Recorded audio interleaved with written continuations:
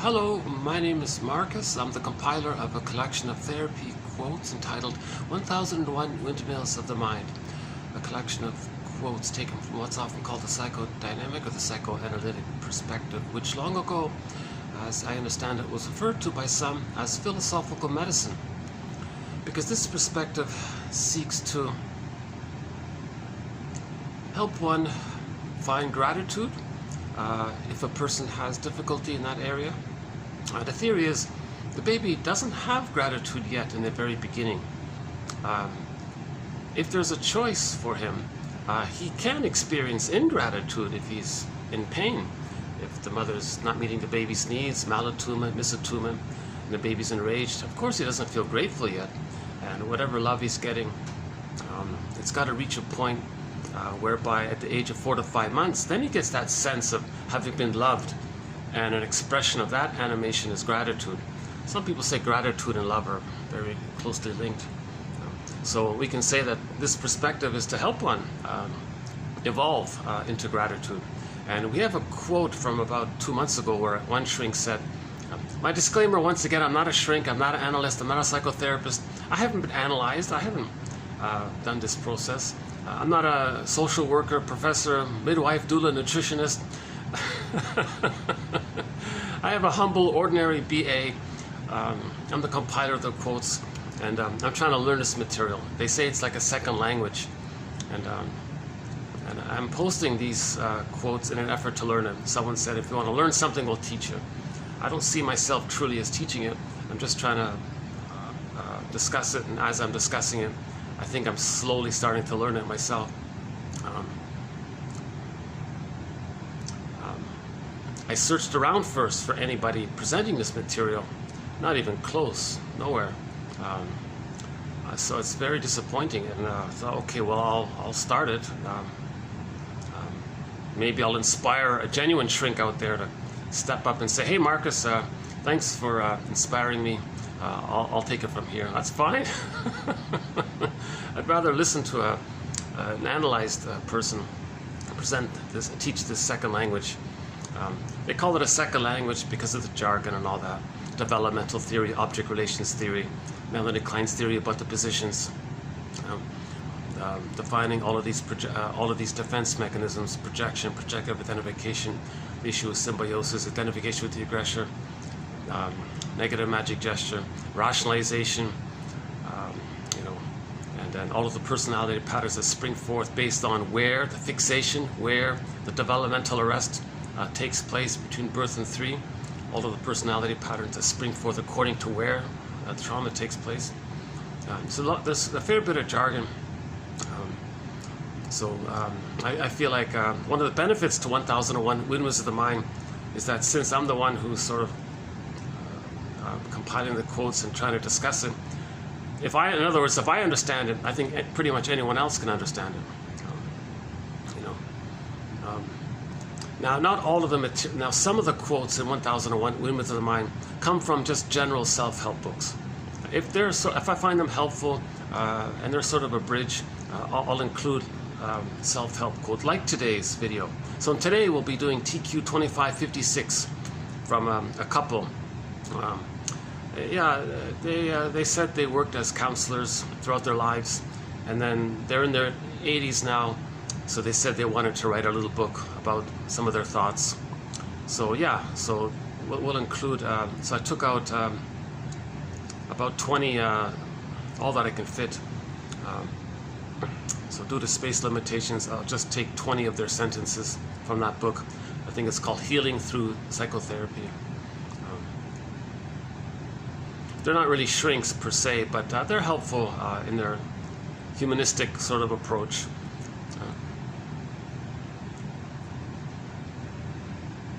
So we'll get into the quotes in a minute by the Morrises. I just discovered them yesterday. It's similar to a recent video by a guy also in his 80s who said he wanted to leave some kind of statement about his work. So he had some examples of highlights in his career, and I thought some of the things he said were not bad. So we included that gentleman's material about 3 or 4 videos ago by a guy named Gans. I prefer this Morris team. I feel like they're a lot more heart-based. I feel they're a little more loving.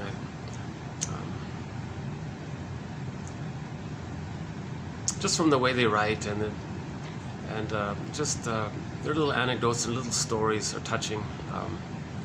It seemed like they devoted their lives to trying to understand how do we heal, how do we help people find gratitude.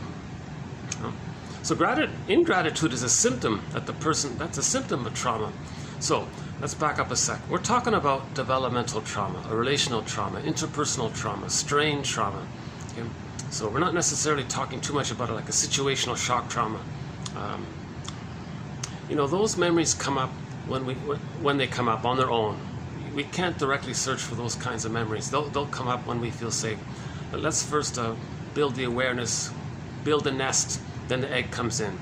Okay, so psychoanalysis looks for an egg in a basket that's missing. So first weave the basket, and then the feelings will come up on their own. So Masterson makes a point about this. One of our mentors, James F. Masterson, the author of the book The Search for the Real Self, makes a point about this in his books. Don't worry about, just repair the ego, bring consciousness, help the person realize how they are communicating the past and the present by replaying the past and the present to communicate what happened in the past, by distorting the present and to create some kind of symbolic expression of what happened in the past, and make the person aware of this transference phenomena. It's called transference interpretation. And as that happens, we get memory and feelings and so on. And then in that process, maybe some deeper painful memories from any kind of birth trauma or situational trauma can come up. So we're not necessarily talking about situational trauma, although birth trauma is a huge situational shock trauma, if there is a birth trauma. But I'm going along with what Masterson said. Don't search directly for those memories. If you're not ready to face them and feel them and hold them, they'll come up when you're ready. Like they'll come up on their own, kind of thing. If you push for it, it may just get more repressed, and then it's harder to get. Then it's harder to come up. So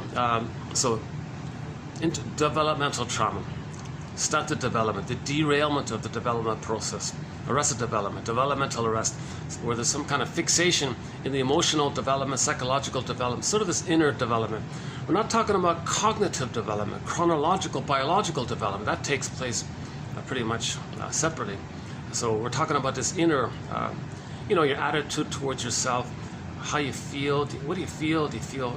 If you feel kind of flat and numb or something, like the petrified frog or the frozen woolly mammoth or that stone one, if you feel kind of numb inside, that's what we're talking about, that area, about our inner life, right? So this inner world kind of thing. So this is like our feeling self, or emotional self, or ontological self, or sense of self. I feel, therefore I amness self. That kind of inner embodiment. If you're not in your body, you're not making sense, says Kristen Wilson in a speech. But I think maybe we should play it at the end here. So Kristen Wilson has a very good speech in the context of something I want to mention briefly. Maybe we'll play it. So the child has a basic need to have his paradise continue. The theory is babies feel oceanic bliss, oceanic oneness. The unico mystica. All of his needs get automatically met. He doesn't understand that he's a separate person inside his mother, and the mother's a separate person. He just thinks everything is him. It's just all him. Is he the center of the universe? Maybe he's the universe. Everything is just him. He doesn't, and everything serves him and takes care of him. And he's one with this outerness that just takes care of him. So he thinks maybe it's just part of him. He owns it or something, or it's an extension of him. So we don't know how to describe it. So people say, well, he thinks he's a little god or something, a little magician, magic power or whatever it is, right? Unconditional hallucinatory omnipotence. So in the cord, you got the center vein that goes straight down. It sends all of the oxygen, nutrients, food, nourishment to feed the baby. So everything the baby needs, he receives automatically. All of his waste, he sends it up through those other two veins that spiral or helixly go upward, like the medical symbol, right? It goes, again, that symbol of the medical symbol, the medusa, that's the symbol for the umbilical cord. So the two veins spiral up, that's the waste. then the baby gets the goodness. Baby sends the waste, he gets the goodness. Wow, baby's pretty, he must be very important if he's treated like this or something. You know, so anyways, so this is called the Garden of Eden. You know? So the paradise. The baby can't have paradise lost at biological birth. Humans come out too early. They need an extended paradise called the stage of social symbiosis. The stage of, it's a social womb, a stage of undifferentiation, merging, fusion, mother-infant dual unity. It's sort of this matrix of the oneness between the mother and the baby. And the mother functions in a manner analogous to how the placenta functions for the baby. In other words, the breast mother metabolizes the baby's stress, responds, and then replies with soothing. Baby sends out whenever he's uncomfortable. That's a sort of unwanted waste side, let's say. The mother, gets it, picks it up, and responds with love and comfort and soothing. Okay, so there's that flow that still takes place. So in the actual womb, there was sort of a musical flow, an attunement between the baby, cord, placenta, mother, placenta, cord, baby. There's like this little musical flow there. And someone even theorized that the flow, that the heartbeats, the drum, the pulsating of the cord, there's the bass line, and then the blood flow creates some kind of little melody, and it corresponds to the notes on the musical scale. And that's why in later life, when we create music, a drum, heartbeat, and bass line of the chord, and some kind of melody, it reminds us of what we heard in the womb. And now when we're in the womb, we felt powerful. We felt oneness with all around. We felt the merging, the omnipotence. So we felt the paradise and the bliss. So when we listen to music now, we feel pretty comfortable and very relaxed and easygoing and safe, and when we listen to music. So music symbolically triggers some of the original sounds that we heard in the womb. In the beginning was the sound. The sound was mother. And then the sound was musical other. So the baby's first object was this musical otherness. So baby was one with everything, but he's hearing something. So maybe that's his mother, the music. So when we hear music later on, you play your favorite classic rock song, you play Mozart or whatever, you're going to be reminded of some kind of a flow and a beat and a rhythm, as long as it's in tune and, you know, matches the... That's the funny thing about that. Francis Mott says, the body is almost like a piano. There's sort of corresponding movements that lead to the sound, to those notes. So remember, movement is the sound. So there's certain movements taking place that lead to those notes or something. I don't know about that. Anyways, if you're interested in the psychoanalysis of music, check out 2541, that one there. It's not a complete, full theory, but it has some interesting ideas, in particular by Mott, Francis Mott. So anyways, the baby, Grassi says that, Grassi's the one that said in the beginning was the sound, that one there. But that quote is in the next video, 2542, part 2 of 2. So we did 2 videos on music recently, 2541 and part 2 of 2542 on music. Interesting material, we'll pick up on it. So again, music reminds us of the paradise and the oneness. So we feel good that way. Even music with,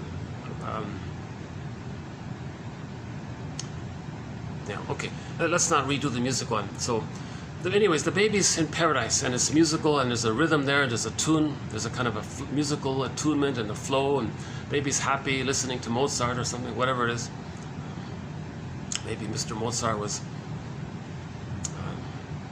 somehow able to access some of that sense of rhythm and flow. Maybe he had a positive early time or something. It's a little mystery of why some people can pick up that kind of musical quality. And maybe if people are too traumatized, they can't, or maybe if they're very traumatized, they have to. I don't know what it is. Someone said there's even a slightly regressive quality to it because it's reminding you of the old time. But who among us doesn't want music, or doesn't listen to music? Although there are a few sort of philosophies out there that say, let's minimize listening to music and focus on the present rather than being reminded of the past.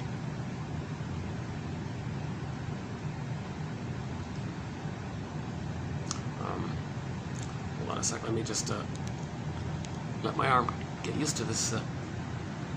So, yeah, I usually, there it is there. I might be able to go down later, we'll see. If those chairs are gone, maybe I'll go down, So not too much of a view, unfortunately, but I think this is my 4th or 5th video here. My last video was done here as well,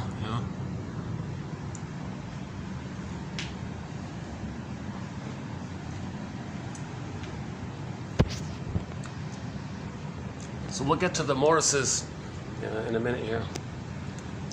But I just want to sort of provide some kind of introduction to 1001 Windmills of the Mind, how it attempts to acknowledge and understand this phenomena called developmental trauma.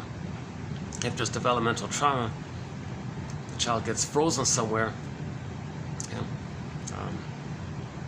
So one image of the emotionality, the feeling self getting frozen, is that woolly mammoth in that block of ice up in Siberia. I'm experimenting with an image provided in the 50s or the 60s, whatever it is, a comedy show called The Many Loves of Dobie Gillis.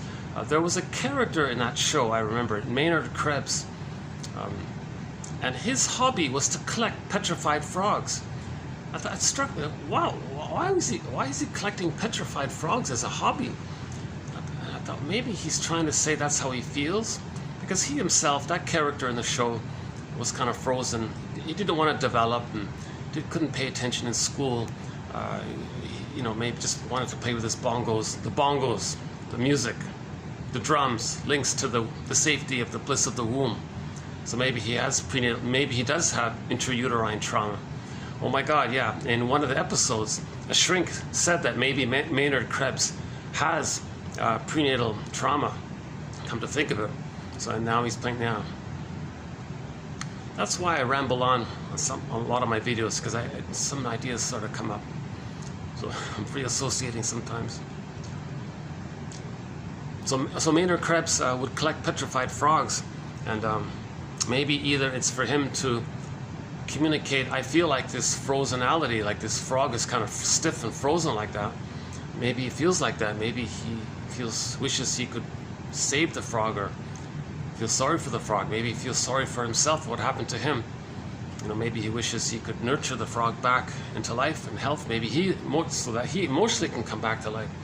So there's some kind of connection about the petrified frog being a symbol for trauma, and or they just wanted to make a general statement to the viewer that the petrified frog can be an uncanny image of how we feel. Alexithymia. We don't know no words for feelings.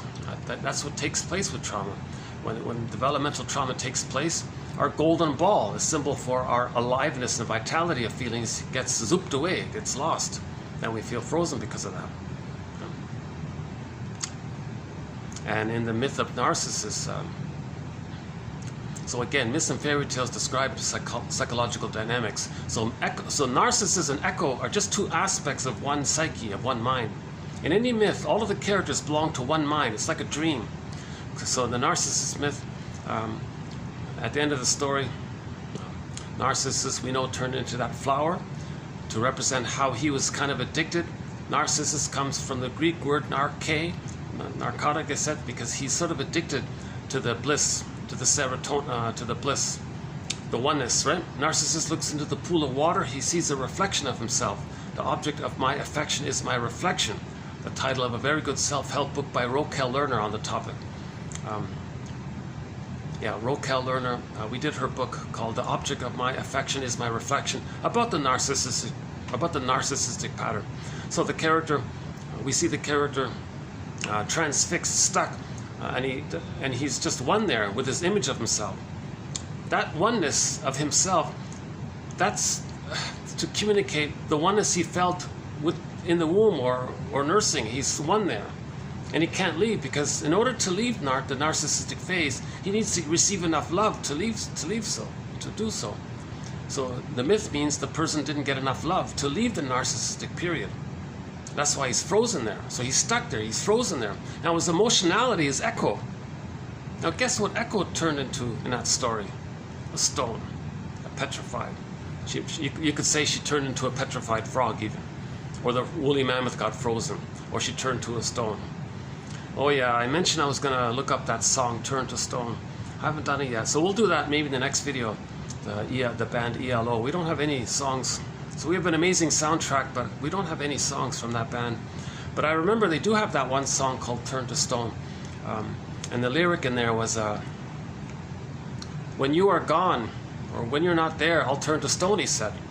Whoa, wow, that's absurd. The girl leaving is not going to turn the guy's emotions to stone. That's nonsense. The girl leaving, the girl not being there for the guy, just reminds him of how he already has those feelings. He's just reminded of how he was turned to stone in response to not receiving the love that he needed. So that's, in other words, that's a symbol for trauma. So the story of Narcissus is a story of trauma. The story of Narcissus is a story of trauma. Of course, the person with the narcissistic pattern, the Iago pattern, the bully pattern, etc., of course they have trauma. They all have developmental trauma.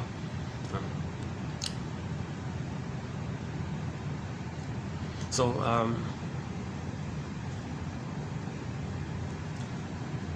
there are a lot of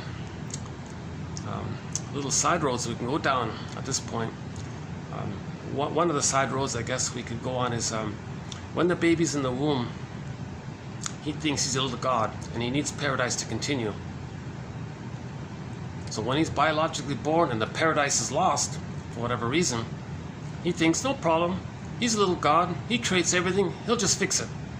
Meaning he'll fix the mother. So he'll try to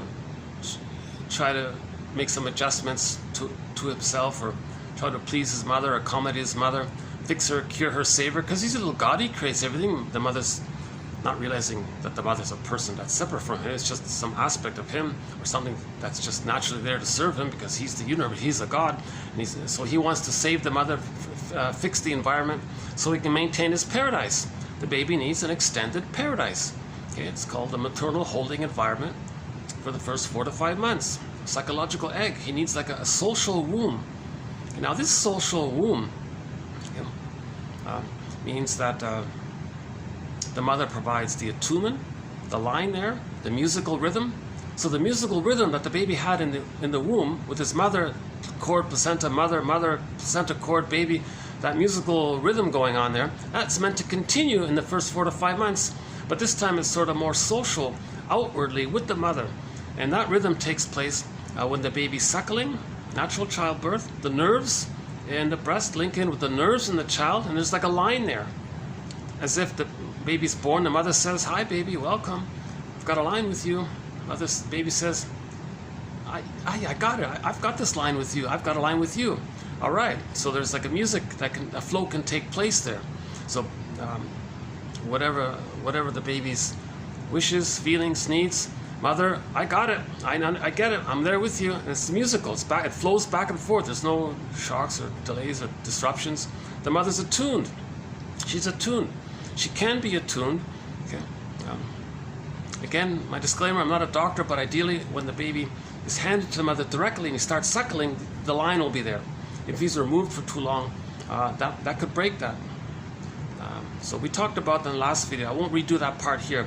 In the last video, if you're interested about the importance of the time sensitivity of the birth, as explained, as I understand it, by Klaus and Kennel in their classic book, Mother-Infant Bonding, about the importance of the baby not being removed from the mother. The cord stays, the placenta stays. It's called a lotus birth.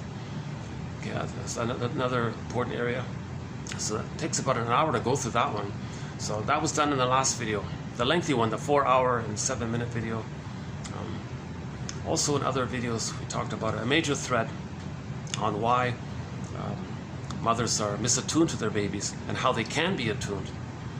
So causal chemist says you got to be aware that at the moment of birth, the mother produces lots of hormones to help the baby to bond, latch.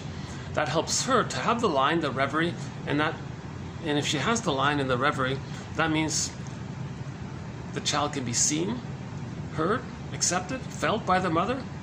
Whatever the mother does for the child then does for himself. If the mother respects and honors and welcomes and sees and feels and hears and soothes the baby, the wiring is getting laid down by that interaction. That wiring then becomes part of his mind, and he can see, feel, hear himself. He can soothe himself. He has esteem for himself.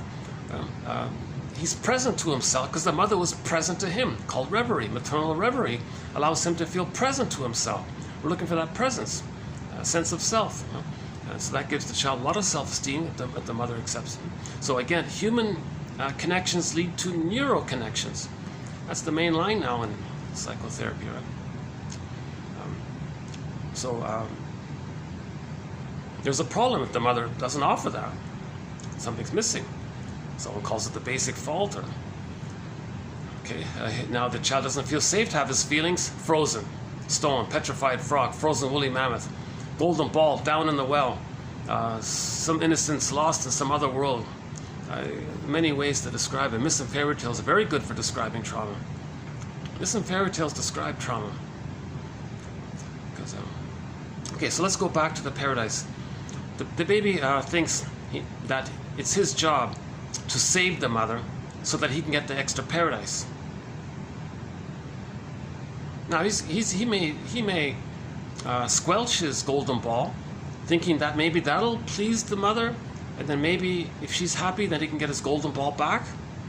So he sacrifices his feelings, his developmental path, his embodiment, to please the mother, to accommodate the mother. It didn't work. So the baby tried. It's as if the baby came out of the womb and said, "Hey mother, I need the line with you." Mother, I don't know, get away. Who are you? Oh my God, what do you need? Well, your feelings and your needs bother me. Okay, I'll squelch my feelings and needs. Just be there for me. So he does it, and then that act of doing it is his connection to the mother. So now he has some kind of fantasy connection to the mother. The baby has to have some kind of connection to the mother. The baby would rather have an abusive, rejecting, gaslighting, double binding than no mother. No baby can make it on their own. So he'll do whatever he has to do emotionally to have that connection. And that's his understanding of his connection to the mother. That he'll give up his feelings, his golden ball, his sense of self, his developmental path, his future happiness even. And that's how he's, in his fantasy, that's his concept of his connection to the mother. So that's his attempt to please the mother, accommodate the mother. So the child realized that he did all those things. He gave himself up to have some kind of chaotic attachment to the mother. And he didn't save the mother. Still, after doing all that, he's a powerful God, and he did all of that, and he still couldn't get his paradise. The baby concludes he's defective. He's flawed. He's no good. Something's wrong with him. He's a flawed God or something. So that's linked to his identity. That's called unconscious shame. Shame. Okay, the burning, biting feeling of shame. Myths and fairy tales, that's the hell scene. So he feels, so in the hell scene, that's a metaphor for the emotion of shame. Okay, so the earth opens up, this core, his child's pureness, gets pulled down into the underworld. So the baby's pureness, his needs, feelings, wishes, symbolized by Miss Core in the myth of Demeter, Persephone, and Core. Okay. Mother couldn't meet the baby's needs. So the baby, it got repressed. So repression is a defense mechanism. It's a maneuver of the mind, an operation of the mind, a mechanism of the mind, a mental mechanism, a trick of the mind, something the child's mind does to not let the person be aware of their pain. It's recorded, it goes down into the non-reporting brain, hence that zooping down action.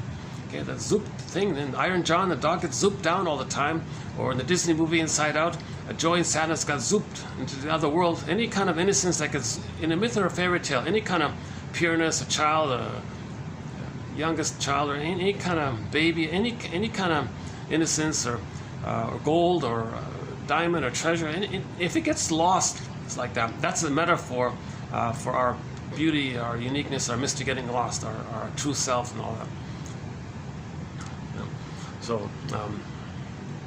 So again, it goes into the brain called the non-reporting brain. The non-reporting brain, the implicit memory system. Okay, it's pictorial, non-verbal, timeless, stuck there. Okay, the inferring mind, sometimes called the inferring mind, or in our context, it's called the unconscious. Robert Bly's metaphor, well, you don't see, you don't know it, so it's like the shadow, so the bag that you drag behind us. So he says, by the age of 5, so much of who we are, we put into that bag due to trauma, our golden ball or developmental part. And then we spend the rest of our lives trying to get it back, kind of thing. So it goes zoop down, that's repression. Earth opens up, she gets pulled, Miss Core gets yanked down into the underworld. Now the underworld, okay, the backdrop was the hell scene, that's the emotion of shame, the burning, biting feeling. That pulling down force, that's called repression. Now the character, the guy with the horns that pull down the innocence, that can be any frightening, dangerous character. Now that frightening, dangerous character actually is a projection of the child's rage. That's the irony of it all. So the baby is relating to the breast in the beginning, right? The breast mother, just the breast. Now he's being shamed by the breast. Now his rage in response, he can't feel that rage, so he projects it. So babies also project. So they say, no, I'm not enraged. No, the breast mother's enraged. What, me, needy, greedy, want to take in? No, the breast mother wants to take in. So again, the baby just has a basic, ordinary, simple, humble need. He just needs his needs. There's no greed. Greed is an aberration. There's no greed. Greed is the repetition compulsion of getting the need, that, right? But so greed is the repetition compulsion of replaying symbolically in the present to see if you can undo the past where you got your need. So then you're no longer greedy. So greed is the repetition compulsion of an unmet love need. So the child doesn't have greed in the beginning. The child just has a basic need. Now it's going to turn into greed again and again with each of mother's refusal responses. The child tries again, and he gets angrier and angrier. Now his anger, it crosses a point where he has the fantasy, oh my God, this mother's not doing her job here. She's got to take control of the baby. I got to bite this breast. I want to possess this breast. I want to control this breast. I want to take it in if I have to. So now there's this devouring, biting quality where he wants to possess, control, take in the breast. There's your greed. Now that's all too much. Even though he's reached that place, he can't be aware of it, kind of thing. It's too much excitation, his system, too much cortisol. He can't handle all that stress. Now, so the way to not be aware of it, although it is there, but to not be aware of it, to help manage it, he projects it and says, no, I'm not greedy, I'm not enraged, I don't have a devouring fantasy. This breast mother is devouring and enraged. Okay, so let's imagine the baby's a little Picasso. He takes a piece of paper, he draws a circle for the breast, they nipple their eye, maybe that's a cyclops, make it enraged. See, look, see, I told you, this painting I'm drawing, the mother's like that, she's enraged. Baby's projecting. That rage, it's a symbol, okay, to describe that he's enraged, right? Art is like a symbol for our feelings. Art is like a symbol for our feelings. So the baby creates an artwork to describe his feelings. The baby's enraged, he creates an artwork, an image of the mother, called an imago, that the mother's enraged. Now the baby had that, it's biting and angry, so it's threatening, so it makes it dangerous. Now, again, the baby wanted to control and take in, gobble in. No, the monster, the Cyclops character, wants to gobble in and eat the people. Okay, so in the Cyclops, in the Odyssey, he eats the people. Right? So the baby creates an image of the mother, the breast mother, as a devouring monster that wants to eat him. Whoa! But that's how the baby manages his pain. He just puts it outward like that. It's called selective attention outward and selective disattention inward. His attention is denied inwardly and he expands it outwardly. That's called projection. So the metaphor is like a film projector. The baby's holding a film reel, puts the contents on the reel, the projector, and he puts it onto the canvas there and says the mother's enraged. But that's a symbol for how he feels, a symbol for what he needs. Okay, so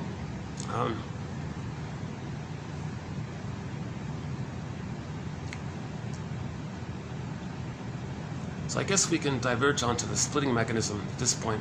So why don't we do that? So the baby manages his pain somehow at being shamed by the mother, by attribution, by attributing his traits to the mother, and says the mother's an enraged monster that wants to eat him. Now if he thinks that, That's paranoidish, right? So that's paranoid. Mother's not that dangerous. Mother doesn't want to eat the baby. That's just a symbol to describe the baby's fantasies and wishes and unmet needs and rage and all that. So that, but if the baby ends up with that, he's confusing himself, he's scaring himself basically, right? But he's managed it, but he's externalized it, so he's managed to somehow. Okay, next step, what does he do now? Baby thinks, oh, what a relief. Okay, oh, I see, I'm not enraged, I don't have needs, so he doesn't feel it. But he's got to eat, he's got to take in the powdered stuff, or the misattuned feeding, or whatever, however the mother is doing it wrong. Again, the greatest hurt of all, mother failed us. A lot of mothers are not doing it, they're not being attuned. A huge thread, so we won't redo that thread there. But that's a major one about forgiveness, so that's the ultimate goal is forgiveness. But we've got a long way to go in terms of our quotations. So I can't do a leapfrog on that one there. But in the last video, we did some quotes on forgiveness. My last video wasn't the greatest, but it's still okay in terms of content. I'm still working on improving my delivery. I have anxiety when I speak, obviously you can see it.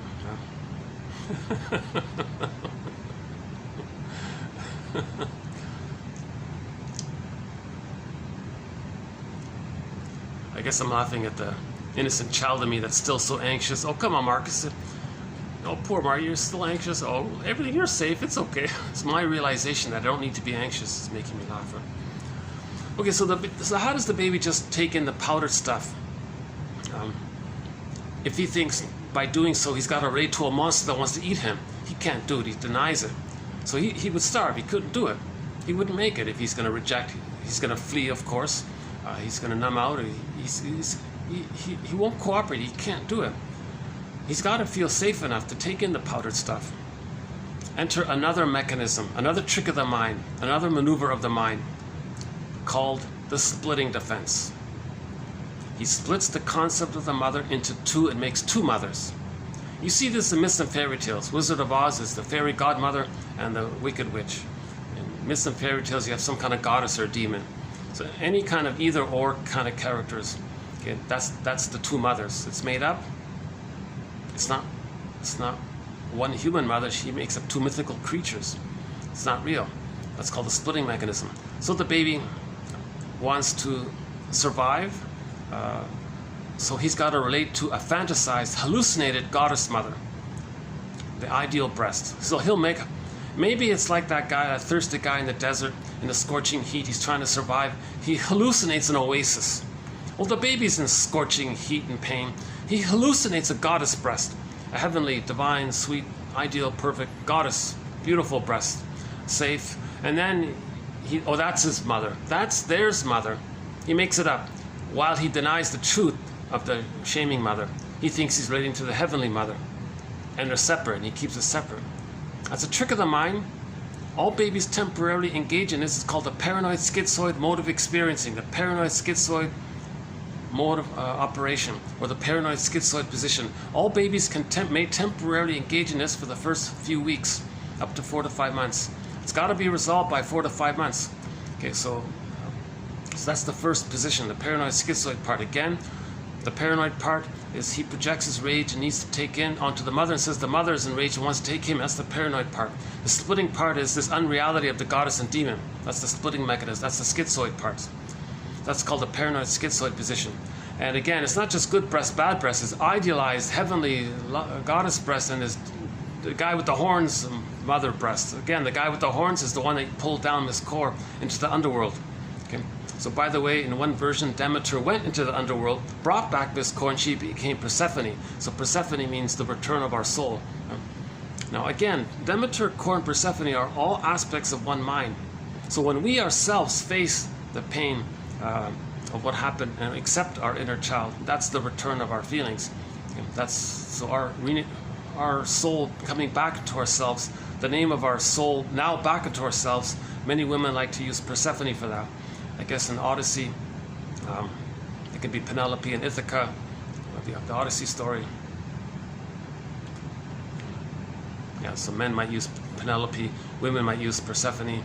That doesn't matter. There's thousands of names for the return of our soul, meaning the return of our golden ball, the return of our feelings, feeling back in our bodies, a sense of aliveness. That's the trauma. We lost our golden ball. We lost, right? We lost our embodiment. That's the image of the stone turned to stone, or the petrified frog, the frozen woolly mammoth in a block of ice, etc. So that's the trauma. We want to get it back. The journey of life is to get it back. It's an inward journey. So we want to understand what happened and recognize it and forgive the parents for what happened, and through understanding and at some point it can come back, it can return. It can take 20 years to do it, but that's the journey. As long as you're on the journey, you're okay.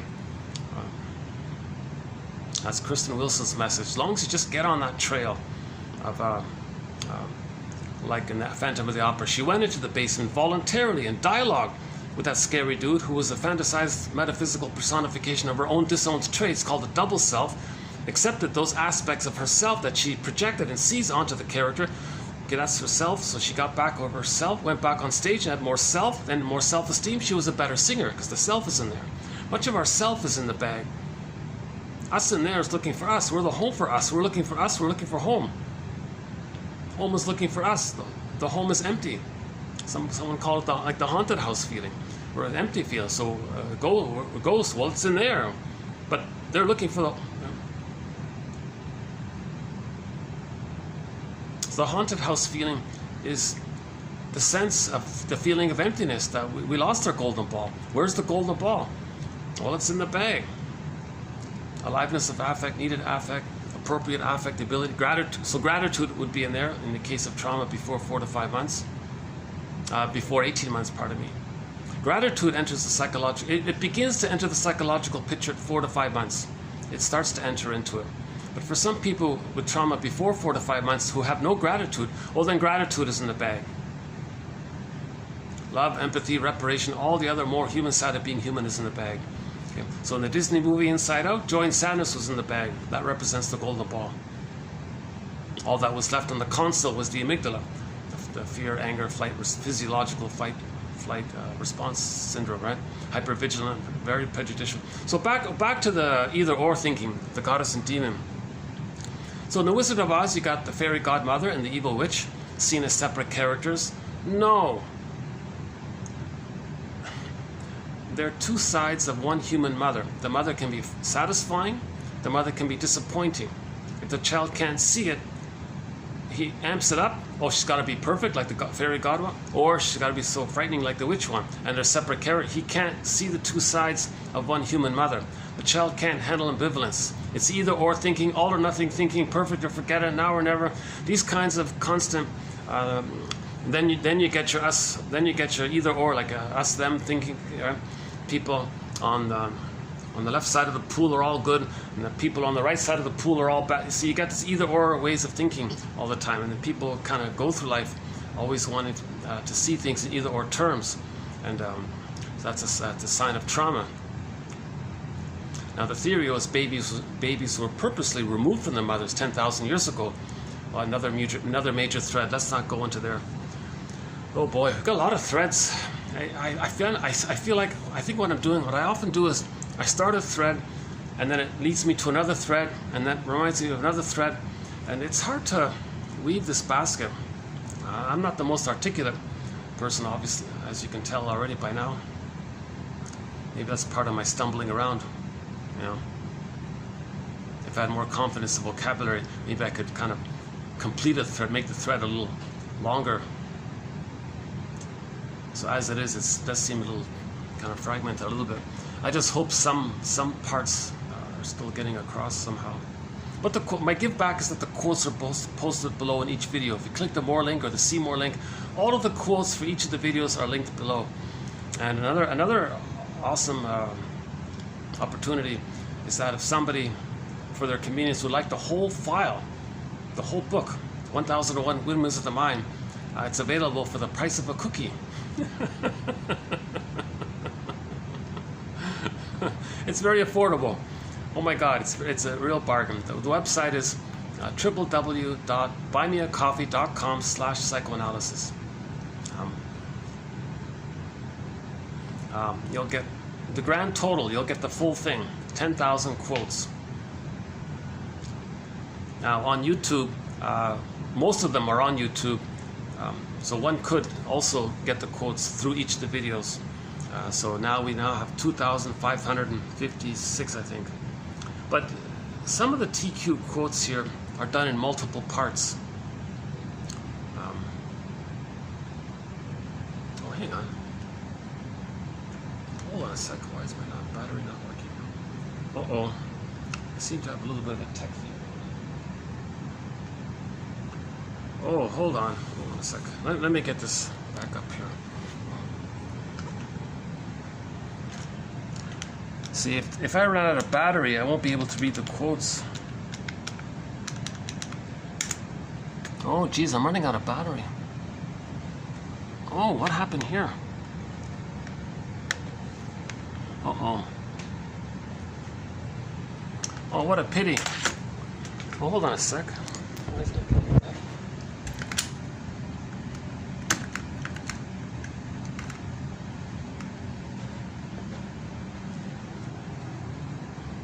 Yikes. Oh. Hold on a sec. Is there a cord here? Where's the cord? Uh-oh.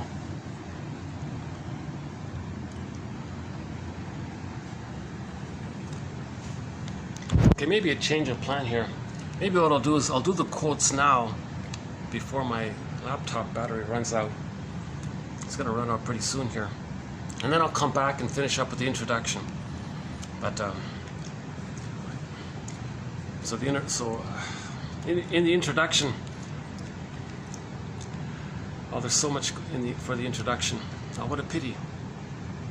Oh, let's do some other.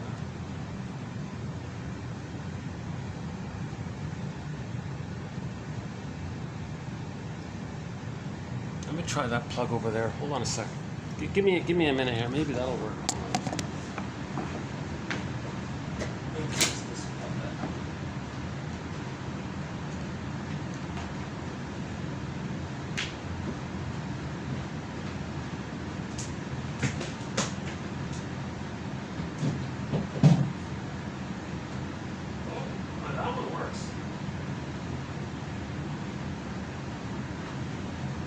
Okay, that one works. Okay, that other outlet works. So let me just finish. I'll come back to the laptop. That's good. Okay. I want to make sense here. I feel like if I leave it here, people are wondering, what's this guy talking about? So I've got all these loose threads here. So let's pick up on the paranoid schizoid position. The baby, right? The baby projects his feelings of rage and wish to take in onto the mother concept and says the mother is a devouring monster that wants to eat him. Again, it's pictorial, no verbs, no words, it's pre-verbal. The splitting means he can't accept that the mother is hurting him. He's got to feel bliss with her, so he's got to make her be like a goddess to maintain some kind of safe feelings to.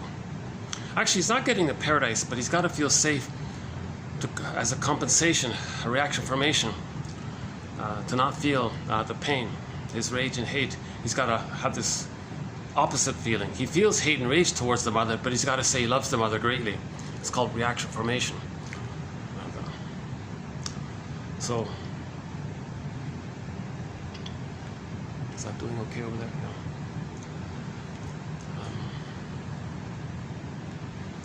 No. Now, again, the baby's nursing. He can't say to himself, "Okay, well, maybe, maybe she means well, but she doesn't know what she's doing. Oh, I'll forgive her. It's okay. The baby can't forgive the mother if she's misattuned. Baby wants emotional feeding. The mother says, "Oh, just give him the powder stuff." Oh, the baby's very ashamed. Maybe the baby's physically hungry. The mother says, "No, gotta follow the schedule." Baby wants natural breastfeeding. No, here's the bottle. Baby rejects it. She puts honey on the rubber nipple. Very ashamed by these kinds of things. All these misattunements and malattunements are causing the baby to feel shame. And again, it's called a strain trauma. At some point, he freezes. Now, if he freezes before 4 to 5 months, okay, that means the splitting is still there. that means he'll go through life with the prejudiced personality. Okay, if splitting isn't resolved by 4 to 5 months, he'll end up with the prejudiced personality. Okay? Because the prejudiced personality constantly divides things into either or all the time, and doesn't know no complexity or no reality, no fullness, no feeling of people or situations, just useful or not useful, valuable or not valuable. It's just either or. There's no reality.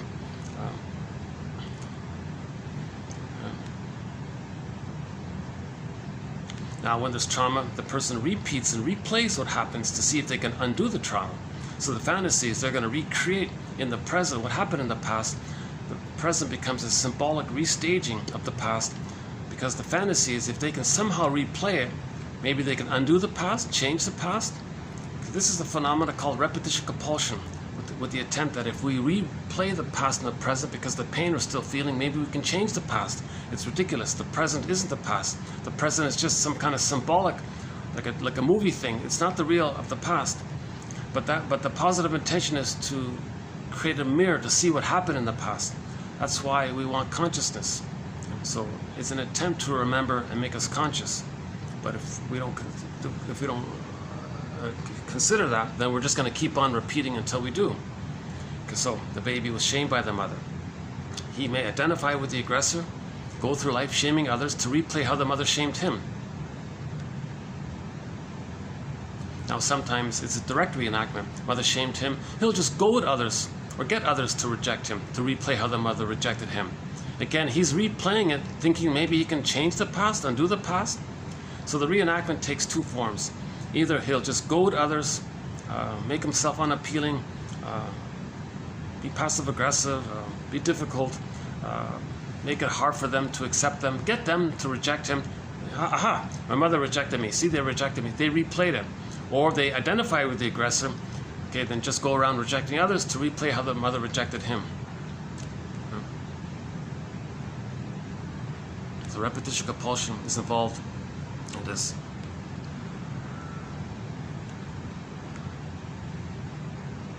Now, part of the trauma is that the music was broken, right? The attunement was broken. The music was broken. He didn't get his paradise. So one way to replay is to break the ecology outwardly. If a person breaks the ecology outwardly, that's a symbolic staging to communicate that the ecology between the mother and the baby was broken.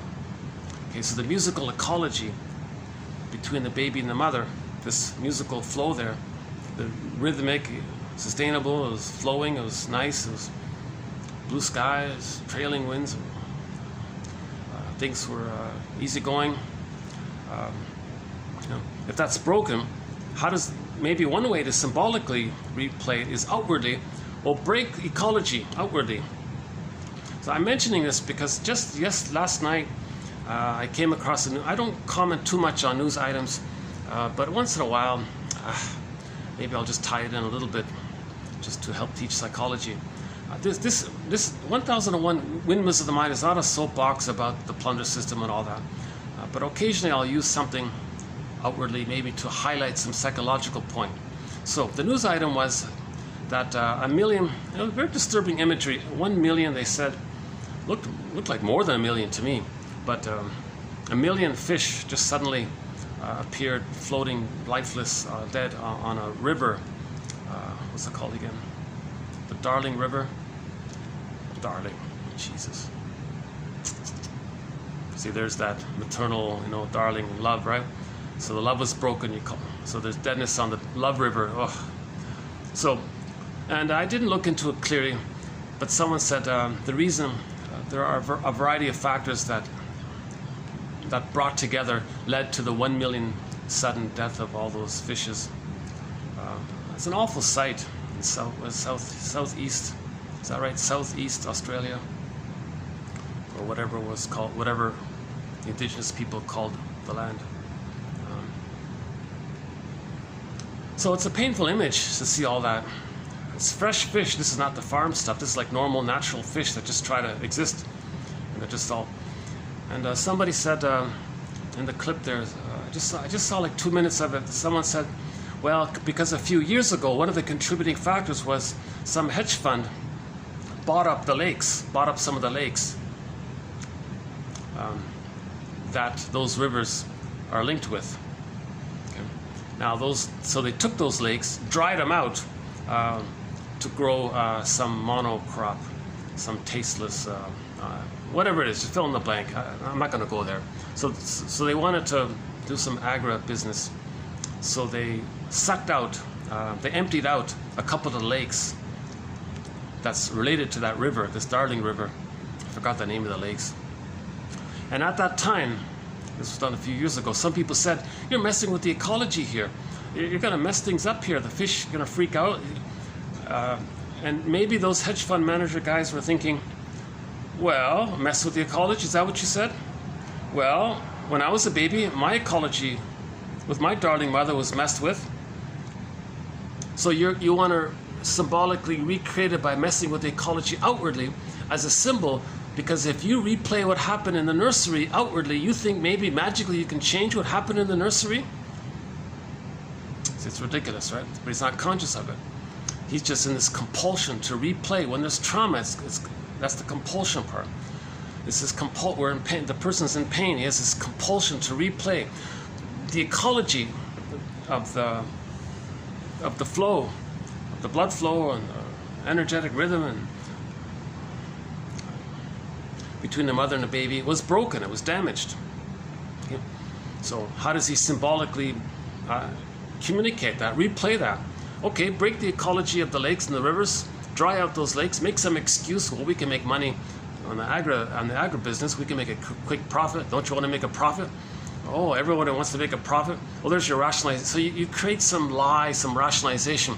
But the underneath motive is to damage the ecology of the lakes and the rivers, to communicate by creating a symbol, to communicate that the symbol represents like a projection of what happened in the nursery. We're trying to replay symbolically in the present what happened actually in the past, with the fantasy that somehow we can change the past. It's ridiculous. Those hedge fund managers or whatever who broke the ecology in that river system and the lake system over there, they're not healed.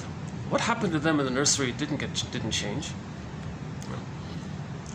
Now related, now part of this is that whenever there's trauma, the person didn't get love. So that's the greed part. So the greed part is, oh, well, greed could be a convenient rationalization to fit in with the repetition compulsion of not getting the love.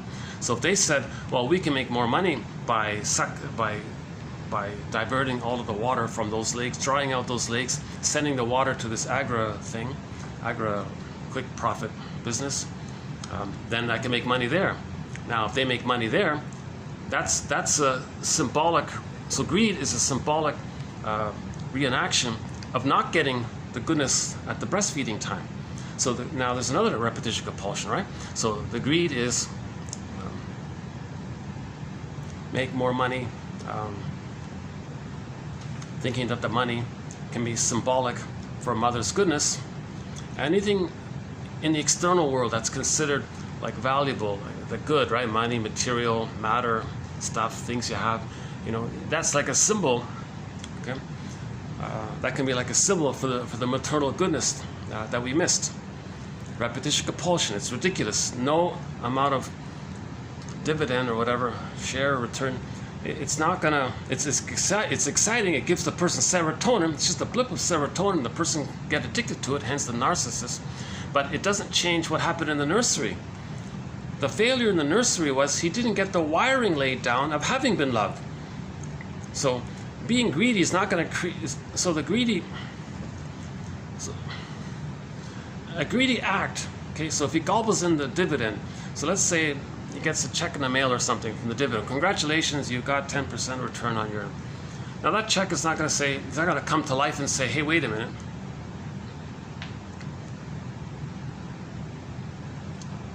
This person didn't get the soothing from the nursery." So that check's not going to, in some kind of magical sci-fi, create a time machine, put itself and the person in the time machine, morph into the nursery, the check morphs into the mother's boobie. Sorry. And he's the baby, and now the breast mother soothes the baby. He gets the wiring laid down. He has now what's called the object constancy, the positive holding interject, the internalized good object. He can soothe himself. Okay? That means he got his needs met. He's not greedy anymore. So he gets that wiring laid down, hop back in the time machine, and the person goes, oh, what's this? I don't need this. Where'd this come from? And then he does something good with it to help, because he doesn't want to hurt anymore. He doesn't need to hurt anymore. Now, part of this greed hurting function is that when trauma takes place very early on, they don't even accept the goodness. Yes, the goodness provides a blip of serotonin. It doesn't last. That's why they do it again and again.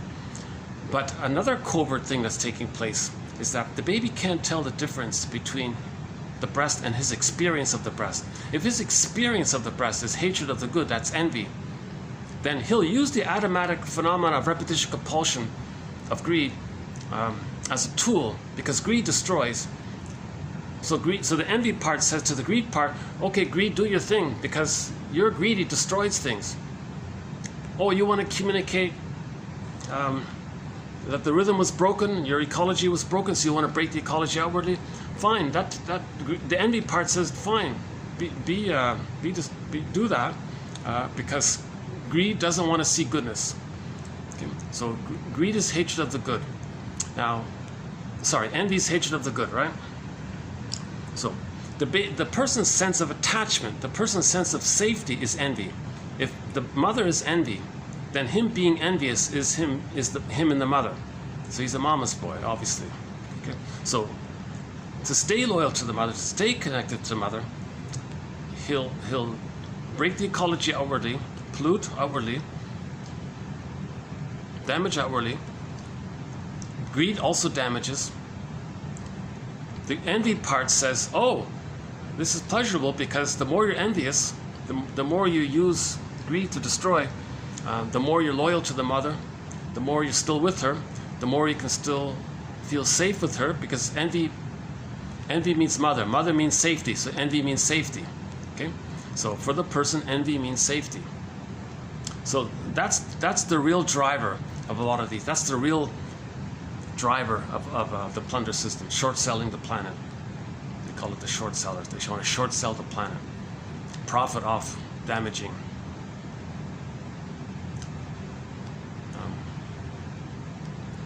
Okay, back up for a sec. I mentioned the pollution part. The pollution part is the cord was removed too early. Lloyd Demas says that the baby, remember the two veins spiral up the cord and the placenta metabolizes the baby's waste elimination? If that is unsatisfied, if there's a problem there and the cord was removed too early, the baby didn't have a lotus birth, then where's the phantom placenta? That's a trauma. Something's missing. He didn't get his placenta needs met. Repetition compulsion. He'll have the fantasy of symbolically replaying it outwardly later on.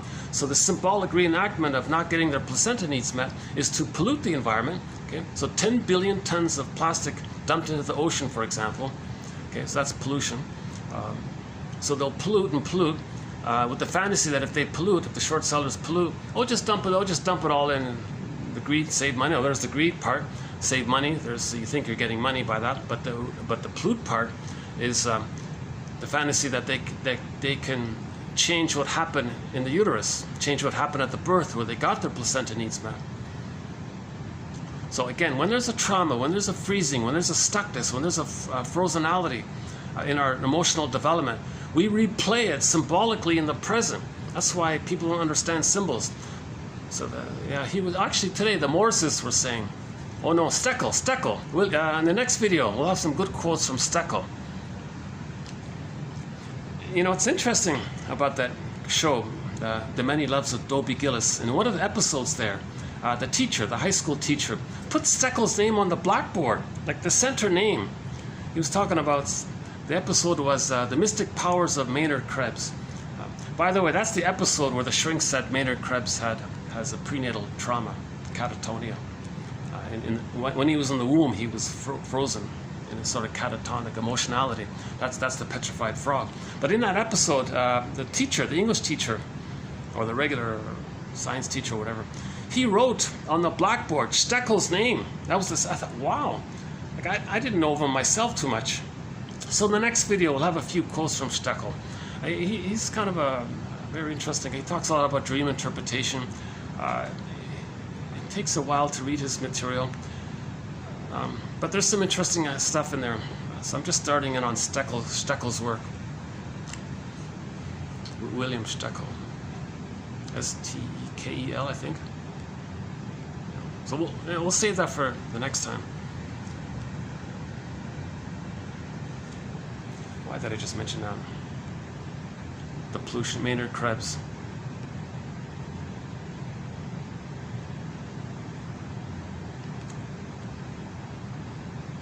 Steckel. Okay, I think I forgot where I was going with that. Sorry about that. So let's just finish up the pollution one then. So Lloyd Demas says it's the phantom placenta theory. Okay, the person's missing the placenta. Where is it? It's like, again, the placenta belongs to the child. It's meant to fall off on the child's needs, according to child's schedule, according to nature. If somebody yanks it away like that, there's a trauma. He's frozen there. Where is it? So when there's trauma, we replay it. So how does a person replay missing the metabolizing function? So the metabolizing function is that now the earth becomes symbolic placenta, planet placenta. Okay, the people who do this, short seller system, people in the system say, oh, okay, fine, planet placenta. Well, the earth, let's just, in our unconscious fantasy, fantasize that the earth is a giant placenta. Now, the placenta can metabolize all the waste. That's the fantasy. They're operating from the timelessness of the babyhood time. In the babyhood time, yes, the placenta could metabolize endlessly. There was a musical, flowing, sustainable function going on. So the fantasy is that if they dump onto planet placenta, maybe they can get their placenta needs from the nursery met. Okay. So again, the present of planet placenta, that's a symbol for the birth issue. So the short sellers dump and dump and dump, waste, pollute, and make excuse. Oh, it can handle it, it'll metabolize it, it can process endlessly. They just keep on doing it. Now they'll mask it over with the addiction to greed, because if they're getting money by it. Now underneath, those two functions, the pollution and the greed, both are destructive. What's also driving the pollution and the greed is that the those who engage in short selling, of course they have envy. The short selling system is driven by envy. And 2 months ago, a famous short seller went on camera and said, dear people, it's not about greed, it's about envy. The world is driven by envy, he said. This guy's multi-billionaire and he's still destroying the planet because it's envy. Envy means he wants to remove the source of envious feelings. If he sees goodness out there, that's triggered, that bothers, that makes him angry, because when they were a baby, they needed goodness and they were angry. They don't want to feel angry again. So they want to remove the source of envious feelings to not be triggered. Right? So envy means remove the source of envious feelings. So if goodness is damaged, then they're not triggered if there's no goodness. That's the envy. So don't glorify all these hedge fund managers who hire expensive PR things to make pretty pictures of them and make them highlight them in pretty ways, and you're supposed to admire them. You see, what's going on there is that that's the cake and eat it too thing. The short seller destroys the planet, but they hire a company to make them look good, and then people admire them. That's what the baby wanted. The baby wanted to send the waste and still be admired. The baby wanted to send his waste and still be loved.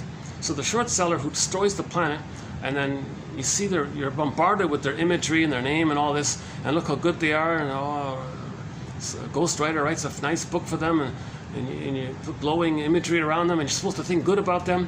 Well, that's the repetition compulsion that if they symbolically do all this, that maybe they can change what was needed in the past. What was needed in the past was they needed to send out the waste and still receive the love. Okay, so it starts with the placenta, send out the waste, still receive the nutrients. In the first 4 to 5 months, the baby sends out his wasteful, unwanted, uncomfortable feelings. The mother replies with love. Okay, so the shorts, okay, fast forward, the short seller guys, whatever, girls, they destroy the planet, but they want you to see them as good.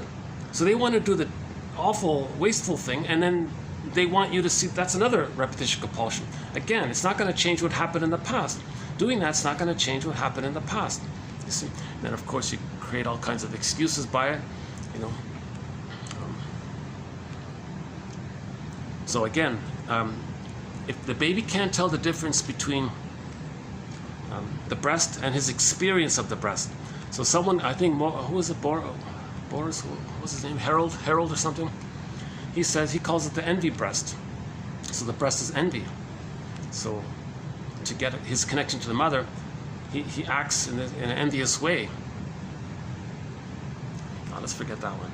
Let's just keep it simple. If the breast means attachment to the mother, that means the baby's safe because he's attached to the mother. But if the breast mother means envy, and he's one with envy, then he's going to be envious to stay connected to the mother. It's called an adhesive identification. He's stuck in the tar pit of a negative symbiosis. The more the mother's love is unavailable, the more the abusive, the more rejecting the mother is, the more the baby clings to her, sticks to her. It becomes like Velcro. They call it adhesive identification, or identification with the aggressor. He becomes a caricature of his shaming mother, like an angry cartoon version of his rejecting mother. And then he cloaks it over by wanting you to think good of him because he wanted the goodness after he sent out his waste. So I just saw that little clip about that. I felt a little upset seeing millions of fresh fish just dead on the river like that. Why? Because the river, it was too low, the water was too low. Insult to injury, if things are hot, they lose oxygen, and the fish need some oxygen levels, they said. I don't know all the science about it, but the main factor, as I understand it, was that the water level was too low because they sucked out, they drained out all those lakes to grow some kind of GMO.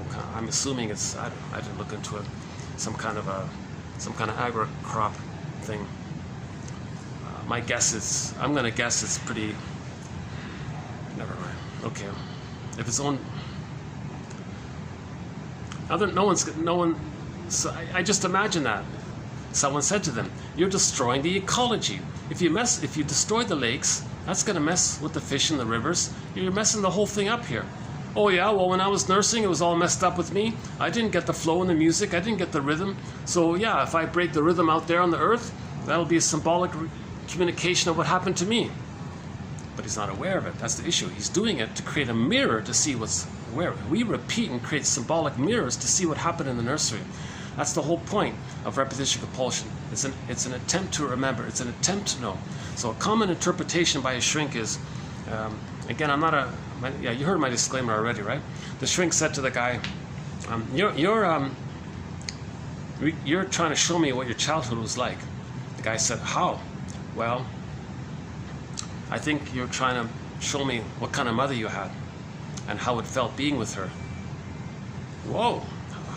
Because you're trying to induce me to feel what you didn't feel, and you're acting like her. So we recreate it. So the present becomes a replay of the past. Okay.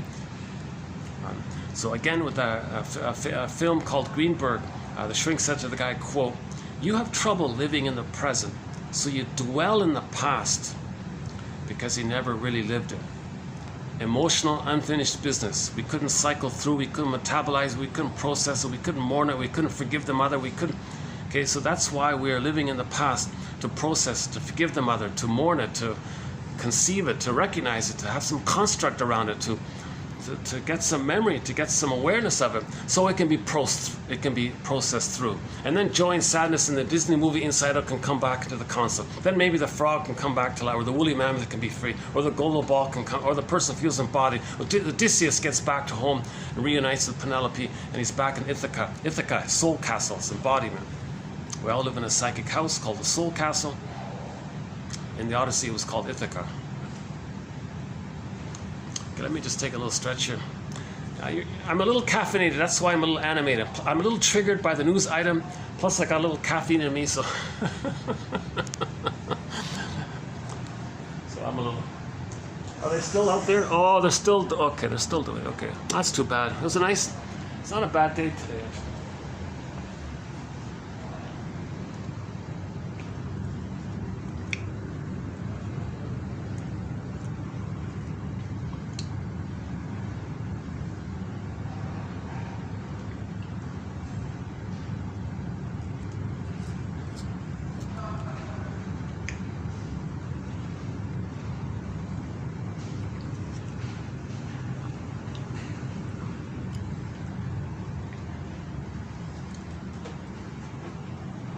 Yeah, see, they're moving chairs around. Okay, so they're preparing for some function again. See, there's always a function going on down here. That's a pity, eh? All right.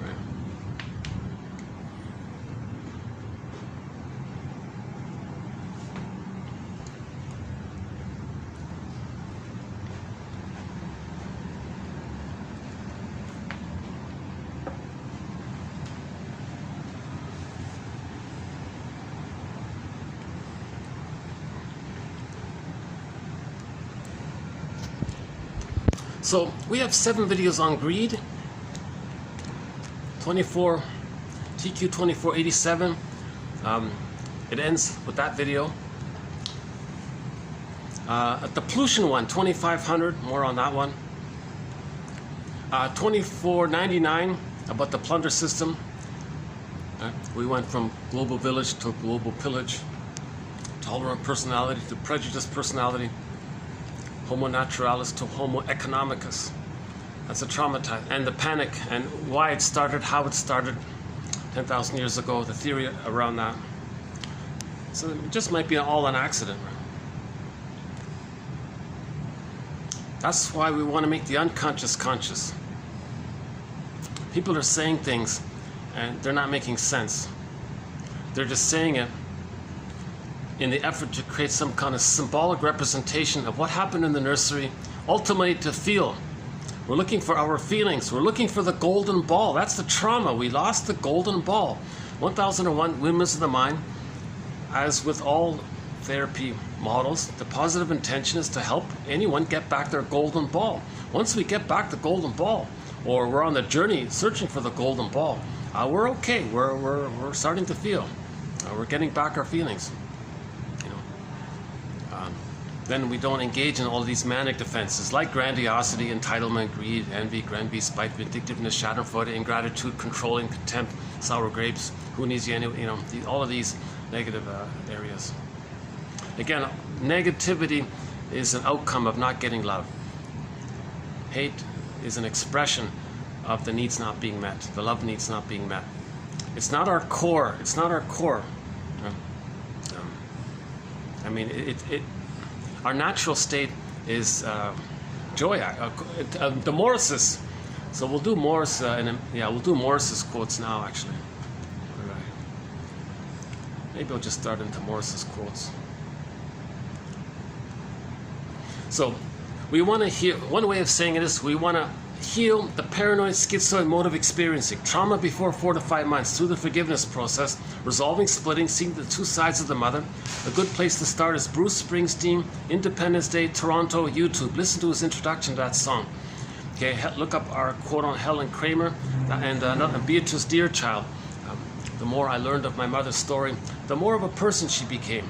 Okay, find out what your mother's favorite joke is. That's a key to a theme of her personality.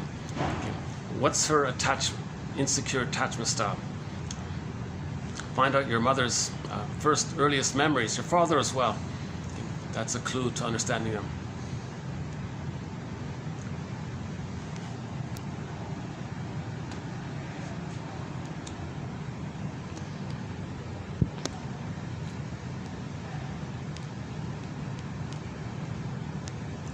Oh, I just noticed a bunch of construction workers right there. So, in conclusion, we want to advance. We want to lift the anchor. We want to lift the anchor on the arrested development. Lift the thorn. Lift the anchor on the arrested development between birth and 4 to 5 months and resume development. To do that, forgive the parents, see the two sides, and then you start to in the Disney movie Inside Out, this is seen by how when joy and sadness was missing, and when it came back to the console, it was flapping on the windshield or whatever. The person had to feel rage and shame. So the character discussed at that point, my theory, that was the shame. So when we feel the rage and shame at what happened to us, then the feelings can come back in. We feel, then we're healing. The inference is that if we can get to that place of the greatest hurt of all, mother failed us, giving us an insecure attachment style, and we felt shame and disgust. Okay? When we feel the disgust and the shame and the rage at what the mother did to us, whoa, okay, that implies a certain level of self-acceptance. The truth will set you free. Then that kind of basket of knowledge, that kind of level of awareness, then joy and sadness start to come back to the console. That's the hero's journey, to get the golden ball back. So again, joy and sadness, just another way of describing the golden ball, a wide range of feelings between joy and sadness. Sadness, empathy, reparation, joy, interest, curiosity, and a whole range. Okay, and aliveness of affect. That's the vibrancy, the golden ball part. Okay, needed affect, appropriate affect. Remember, if sadness is repressed, that's complicated grief. The person never mourn losses. How do you mourn a loss if you can't feel sad? That's complicated grief, aggravated grief, pathological nostalgia, melancholia. A person becomes a curmudgeon because as they get older and older, they're always reminded of their losses, but they can never mourn it and never accept it. They're in denial of it. Okay, so that's like has a snowballing effect. And the amygdala becomes like overcharged or overstimulated. They become hypervigilant and overreactive. They become very crusty when they're older. They're not an elder, they're not a warm, generative, loving shit. They're like a crusty, curmudgeon, embittered old guy, right? So that means they never accepted losses. Because in order to accept loss, we got to get our golden ball back. To get our golden ball back, we got to see the two sides of the parents, the reality of the parents. They would have, if they could have. There's still some blessings. Again, Bruce Springsteen, there were still some blessings, even though they couldn't provide a secure attachment style. There was still some goodness, right? And then you get to that place. Then you differentiate. You get your golden ball back. Then you can mourn losses, and the whole process is mourning at the same time. It's simultaneous. It's not perfectly a sequential thing, huh? So the curmudgeon never mourned. He never mourned. That shows how deep the trauma was.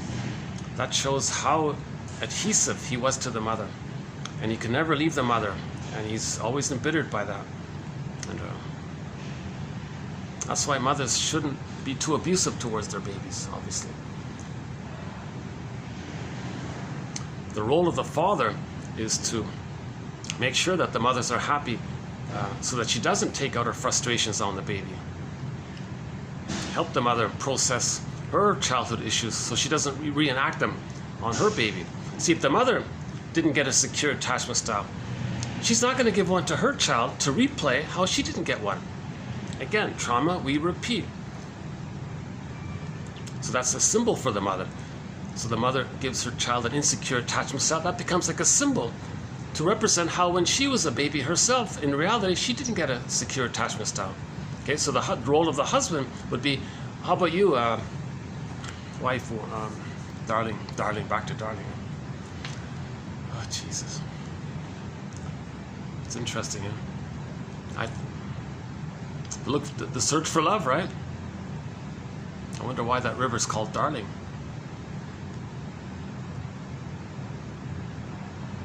Maybe it was for, we have evolution. The Morrises talk about gratitude, that it took billions of years to create that lake with all those fishes. Let's have some evolutionary gratitude, they say. Let's have some evolutionary gratitude. Let's have gratitude. I was saying before, we came from Homo bodoensis, an earlier version of Homo sapiens. We used to be Homo bodoensis. Homo bodoensis survived all kinds of difficulties. They adapted, and because of that, we became Homo sapiens. So let's say thanks to Homo bodoensis. an earlier version of us. If it wasn't for Homo bodoensis, an earlier version of us, let's have some gratitude to Homo bodoensis. Their phrase for it is evolutionary gratitude. So let's have some evolutionary gratitude. But the short sellers who dumped those, who stole those, who siphoned all the water off those lakes to disrupt the ecology, there's no gratitude there. The main emotions in the paranoid schizoid mode of experiencing is hate, greed, envy, spite, vindictiveness, schadenfreude, ingratitude, okay, control, contempt, all these things. Gratitude hasn't entered the psychological picture. So again, a reference to the beginning of this video. Some people don't have gratitude yet. In the paranoid schizoid mode of experiencing, there isn't gratitude. A condition for plundering the planet is to have ingratitude. Because if you have gratitude, you're not going to do that, right? You'd want things to be sustainable. You understand the value of the flow and the template, the beautiful music of the attunement between the baby, the cord, the placenta, the mother. Things flowed. There was a circular musical quality to it.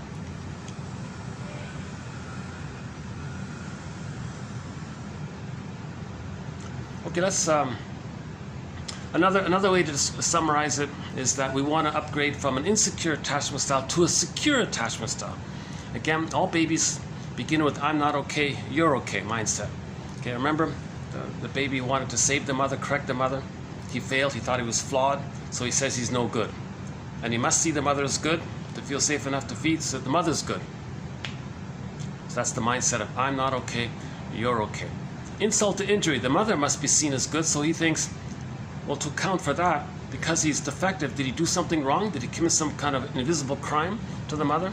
So again, he feels unconscious shame, unconscious guilt. I'm not okay, mother's okay. All babies temporarily begin with that.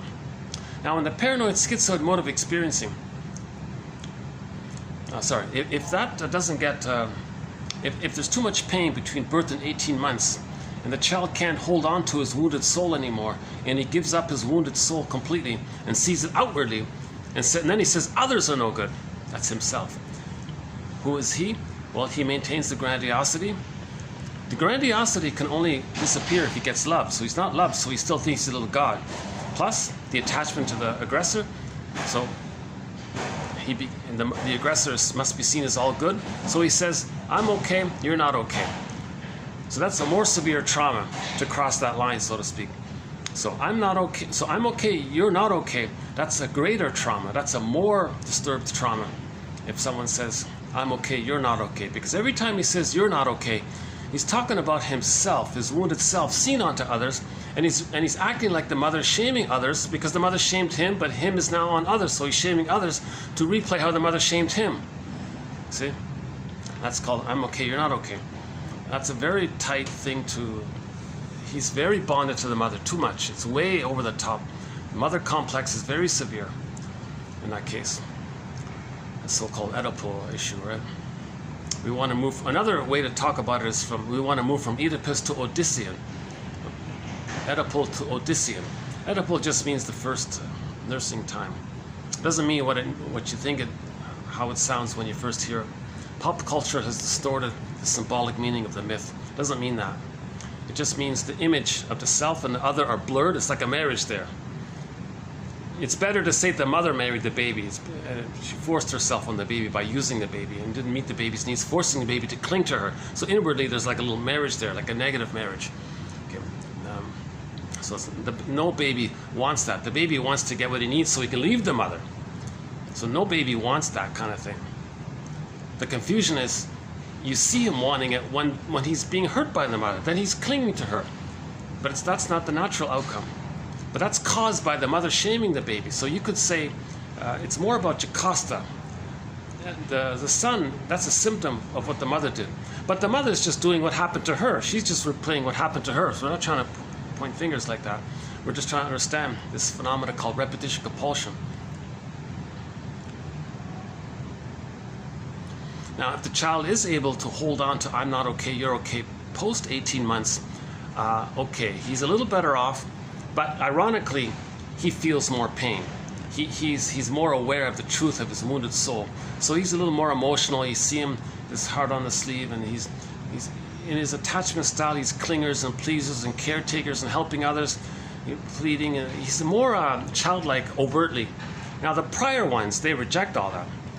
They identify with the aggressor. That's the infantile God reference by Kristen Wilson, the narcissism. So that's a more disturbed version. That's more of an aberration that way. Ironically, the more sort of sensitive ones, the codependents, the clingers, the pleasers, and all that, they look weak, of course. Now the stingers, they're called the clingers. Now the prior ones are called the stingers. Right? Now the stingers hate to see that weakness, because when they were a baby, they perceived their mothers hating their weakness. They identify with the aggressor and hate to see weakness. So the toxic masculinity attitude in men and women, where they say hate weakness, they hate vulnerability, they hate flowers or kindness or knowledge of soul or inner child, or what the person needs as a child, or forgiveness, or if they hate all that, they hate vulnerability. That's a replay that is too painful, that they experience too much pain with the mother, and they have identified with the aggressor. So when a person says they hate vulnerability, they've identified with the aggressor. Okay, so the clinger, the pleaser, the codependent, they have what's called an anxious attachment style, a preoccupied and ambivalent attachment style. They still say, I'm not okay, you're okay. So those ones, they still hold on to the original template of I'm not okay, you're okay. So they're still moving towards I'm okay, you're okay. That's the outcome of normal development. I'm okay, you're okay. Right? Now, if the clinger and the pleaser marries the stinger just shames them or controls them or damages them, and the clinger's trying to save them because they're using a thing called sweet lemons, because they're still desperate to distort the perception of reality that they're not hurting him. So they'll delude themselves. They can fix them. They'll be a caretaker. They'll save them. The stinger says, knock yourself out. All I want to do is shame you and hurt you to replay how the mother hurt me. 7 years later, they leave finally and write a self-help book called Codependent No More. So another one of our threads, attachment theory. So we want to get a secure attachment style. I'm okay, you're okay. Anything other than I'm okay, you're okay is an insecure attachment style. Attachment trauma. Attachment trauma. We want to heal from attachment trauma. Developmental trauma means attachment trauma. That's the psychoanalytic journey to provide some symbolizing vocabulary to help us accept our emotionality. Okay, let's do the Morris's quote here. They're sort of a friendly. They seem like a kind of a friendly old couple. You know, they write very clearly. They're in their 80s when they wrote this, and I think that's nice of them to do that. It's more in the self-helpy area, but it's okay. Let's see what they have to say. Hold on. Okay, let's bring this back here.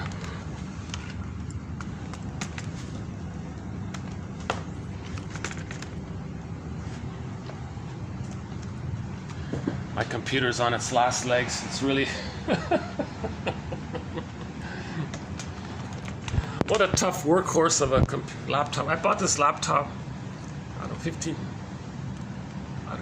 years ago. It was secondhand. It's going to be discarded. It's still running, but a lot of little. Okay, never mind. Let's just finish this one about the evolutionary one. Evolutionary history should result in our gratitude for being part of an incredible process.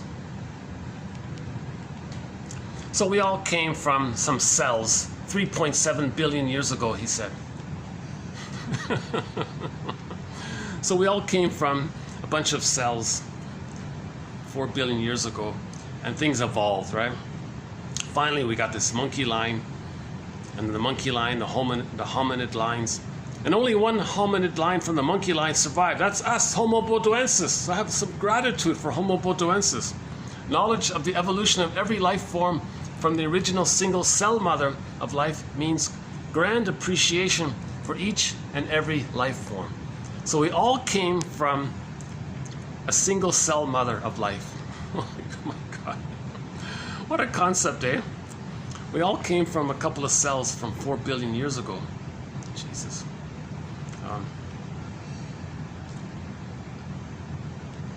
People have a hard time accepting that we're all from one family, from the Congo. So when Homo bodoensis evolved into Homo sapiens, this took place in the Congo, they said. It was a massive family over there. And then when that happened, then we moved around and settled in different places. And because of the environment and the sun, there were trivial biological variations. Some people lost their tan, some people kept their tan. Some people got taller, shorter, food, diet, bones, nutrition. So there were some trivial biological variations as we settled and moved around. Because when Homo bodoensis didn't understand time, Homo bodoensis looks a lot like us, but they don't have the cortex, no language, no vocabulary. They couldn't speak, they couldn't write, but they looked a lot like us actually. And then when Homo bodoensis developed the cortex, then there's language and concept. They can draw maps and do science and figure things out. And then we started to move around out of curiosity, I guess, or maybe there were weather problems that prompted it. Adaptation, adapting to the environment. So to adapt to the weather issue, maybe we developed the cortex. So evolution. He made a footnote here. The atmosphere envelope surrounding our planet is a result of the oxygen release of bacteria for over 2 billion years. So let's have even appreciation that the oxygen that we have, it took billions of years to create a lot of this oxygen. And those poor fish, that was one of the factors to that massive loss of fish. They didn't have enough oxygen. Now maybe the short seller was saying, well, when I was in the womb, I couldn't breathe properly. I didn't have enough oxygen. I had a very difficult delivery in the birth. I couldn't breathe properly. I was suffocating when I was being delivered. And they used the forceps, and the cord was twisted, and I didn't know if I was going to make it. So, okay. So he'll destroy the oxygen on the planet as a symbol to communicate that he had oxygen issues when he was being born. I know it sounds like a leap, and it needs to be said in a more professional way. But, okay, let's begin with the Morrises here. Okay, so it all starts in the womb, right? The loss of the water world womb, with all its peace and security, does leave a negative in the minds of people, moving from being a water person encased in the comfort of a mother, and then moving through a small canal to become a land person. And learning how to breathe is not a fun experience. Being born hurts.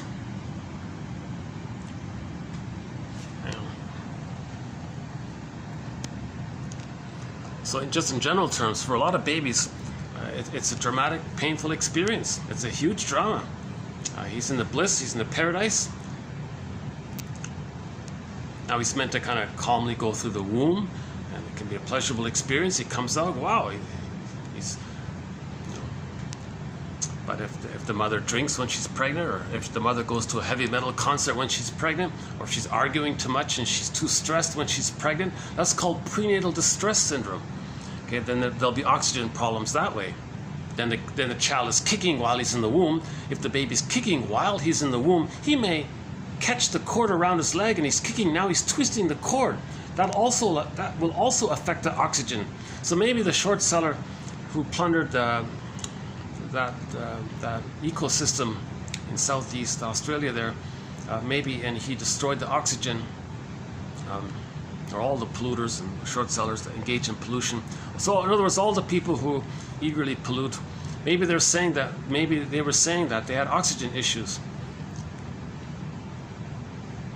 in the womb or at birth. Okay, I'm just experimenting with one theory in the Odyssey. Okay, between a rock and a hard place, right?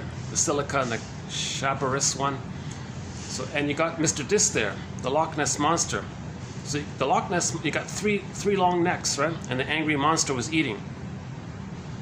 Okay, so the baby in the womb is relating to the umbilical cord. There are 3 veins in there. Okay, that's symbolized maybe as the 3-headed, long-necked, headed monster. Okay, so imagine the Loch Ness monster with 3 times 3 put together. And in the Odyssey, you saw that monster, and it was eating people.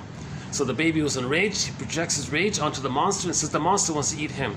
Symbol for that. So the first object we can also say is the umbilical cord.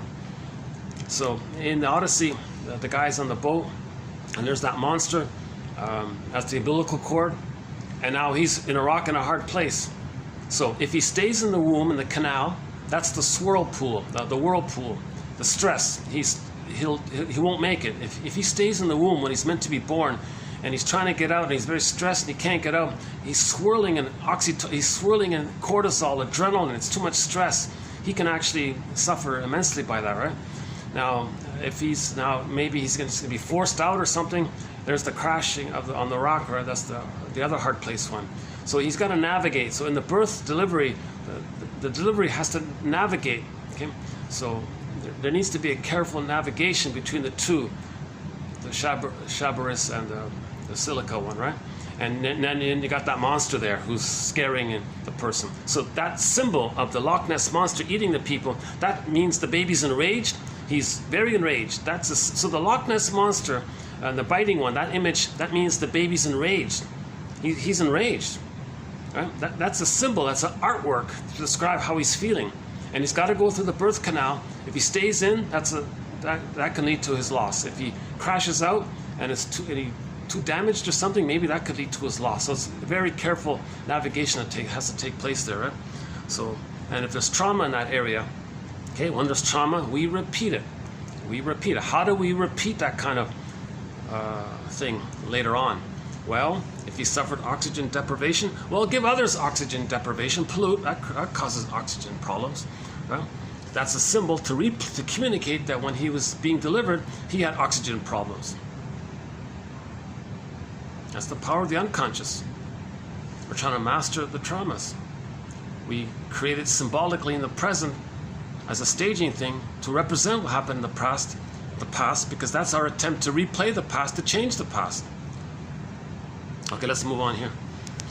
Babies feel comforted by the heartbeat of the mother while in the womb, and definitely need to hear the same heartbeat after delivery. Note, most mothers instinctively cradle infants in their left arms with their child's right ear close to the mother's heart. The cradling loving arms, or their reverse with babies treated like lumps, kinesthetically convey worth or worthlessness to the babies. The conveying emotion runs the whole gamut. Okay, so the core emotions for all babies, he said, okay, you got sad, angry, scared, happy, excited, and tenderness.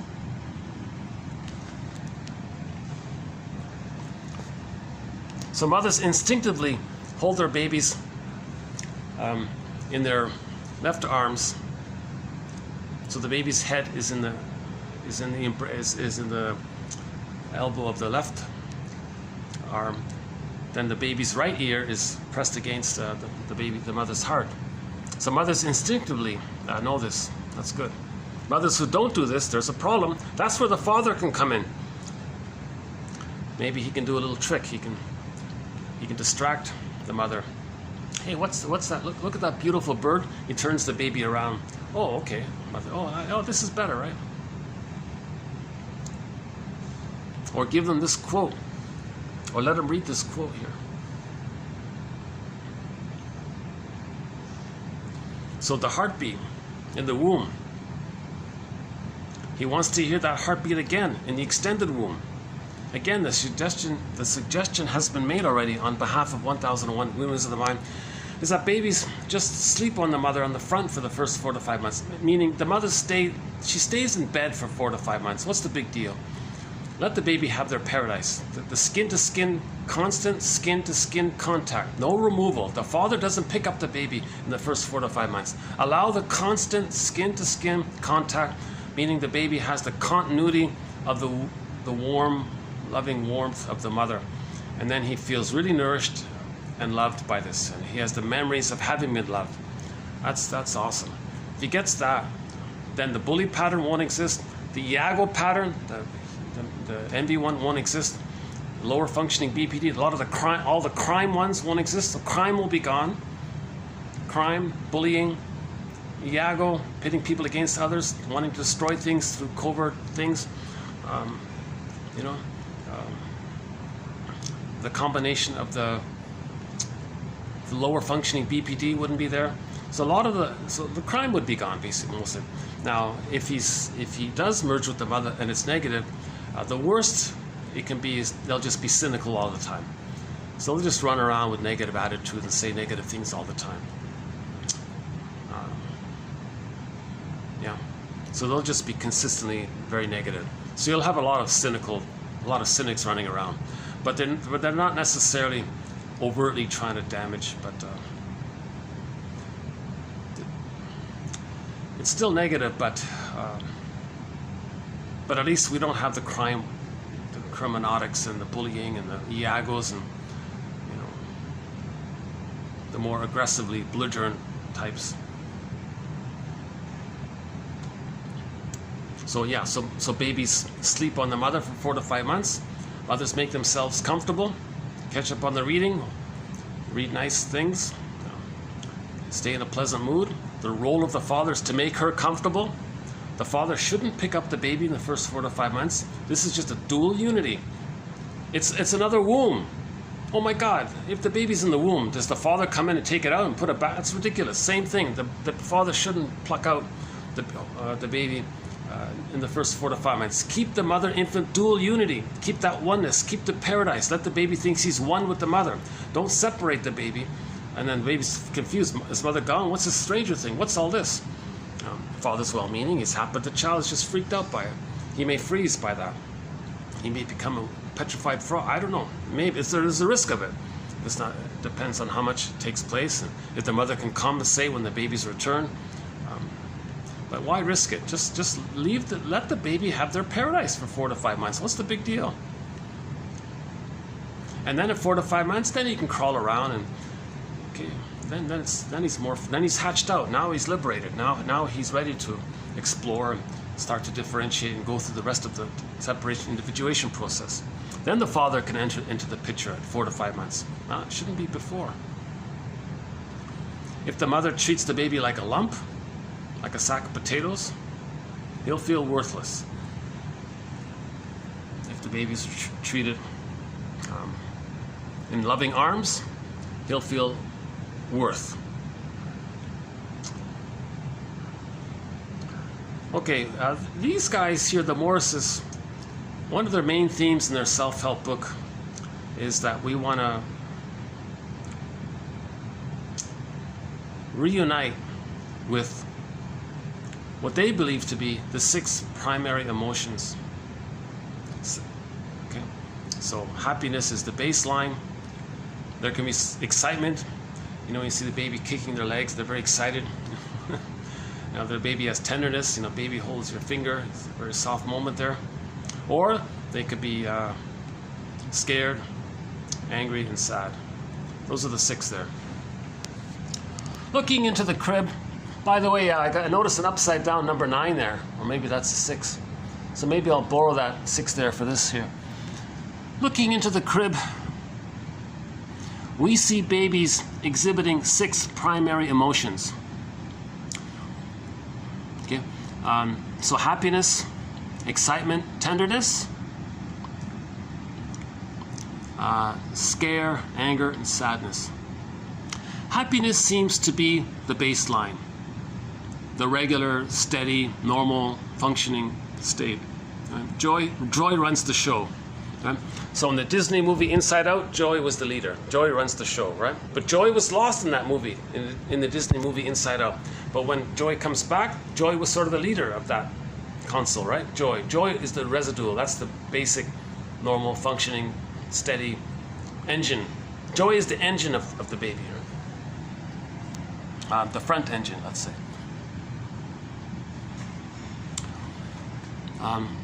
Okay, so happiness seems to be the residual state. When, however, the babies feel sad, they let all caretakers know it with bellowing cries that seem to say, "Hey! Hey up there! You up there! Something's missing! Do something, will you? To get me back to the pleasant sensations of happiness." So when the baby's sad, he's saying, "Where's my paradise? Make the adjustment, make the attunement, give me back my paradise." All babies need paradise for the first 4 to 5 months. The natural state of paradise is joy, obviously. Okay. Now, if the baby feels scare and anger, the baby might say, quote, "Hey, get with it, you guys. Help, get with it up there. Do you want to have a happy baby, or do you want to torture me? What's going on here, for heaven's sakes?" The excitement one, yeah, so you see these on YouTube, right? The baby's playing with the puppy or something, and the baby's kicking, and he's happy, and he's kicking at the same time. He's just so thrilled. He's very excited. He seems to say, "Life is good. I love this." And the tenderness one. These 6 instinctual emotions happen to presage an emotionally balanced life, even later for adults, if we recognize them and communicate them and express them naturally. We have what airplane pilots refer to as, quote, "sailing along with blue skies and trailing winds." I heard one self-help author say on a radio interview, he wants to walk in a relaxed and easy manner in a gentle, flowing way.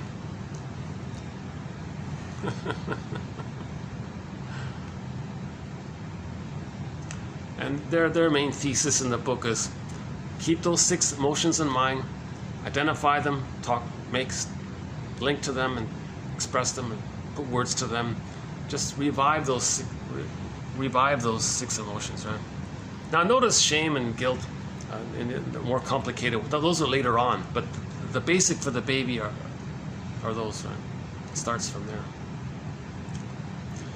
The traumas of the past mar both identity and relationships.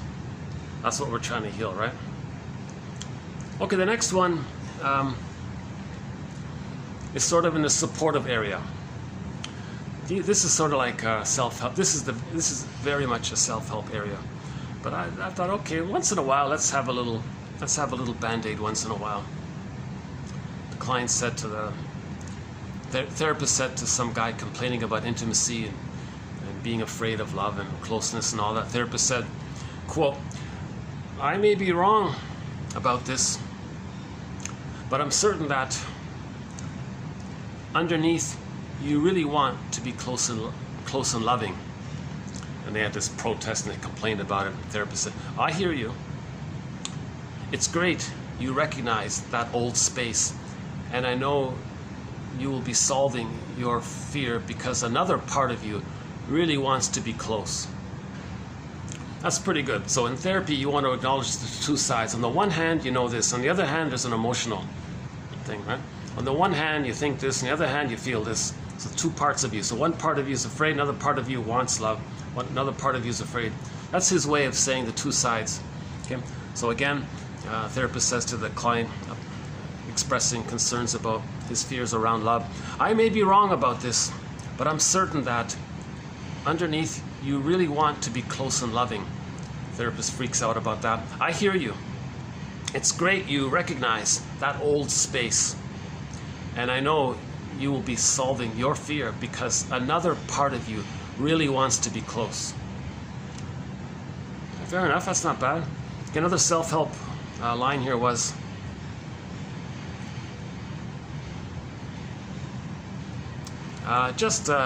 just about motivation in general. Therapist said, quote, I'm sorry you faced difficulties so early in your life. But one thing I get from that early story you just told me is how you definitely wanted to live and fight for life. You have great life force energy. Over the time we have known each other, I have repeatedly seen your drive for life, and now I understand it. Yeah, so that's the mirroring, right? So he struggled, but he saw that he was searching and all that. And the therapist says, now I get it. I saw it, now I get it. That's not too bad also. Okay, next one here. Father to the son. Fathers and sons. Fathers and sons. Fathers and sons. So look up Bruce Springsteen. Yeah, why don't we play the intro here? Hold on a sec. Let's preface the next one here with Bruce Springsteen's introduction to his song Independence Day when he sang it in Toronto.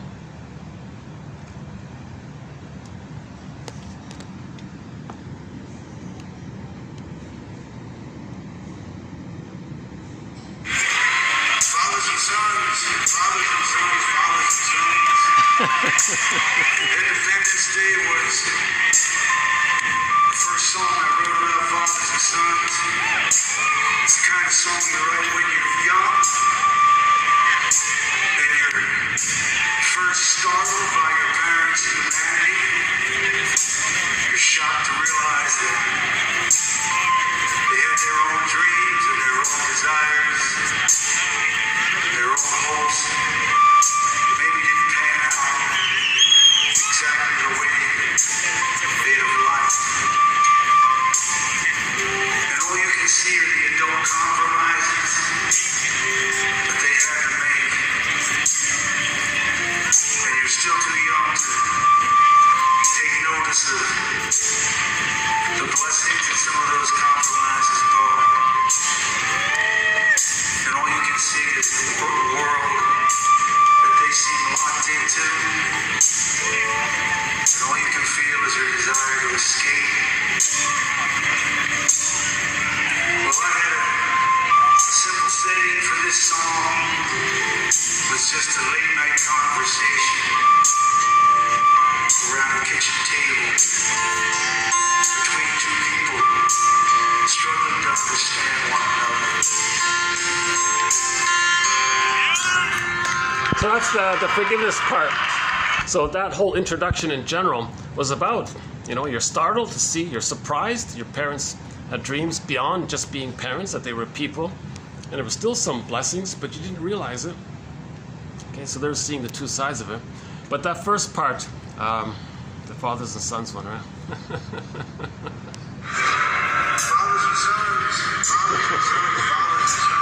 Okay, so here, this next quote here is the guy, the therapist says, quote, look, son, father says, look, son, I have known you since you were born, and I can witness that you are a winner and will figure things out.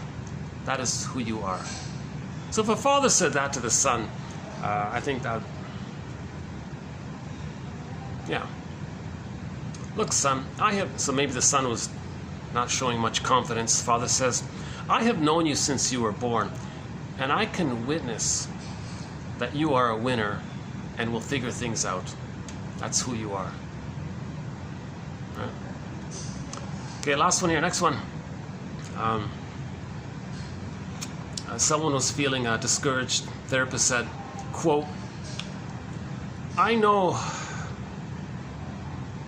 you get in bad mental places sometimes, and yet you have a tremendous will to live that is greatly admirable. The sky is blue, and you are true. Funny therapist, huh?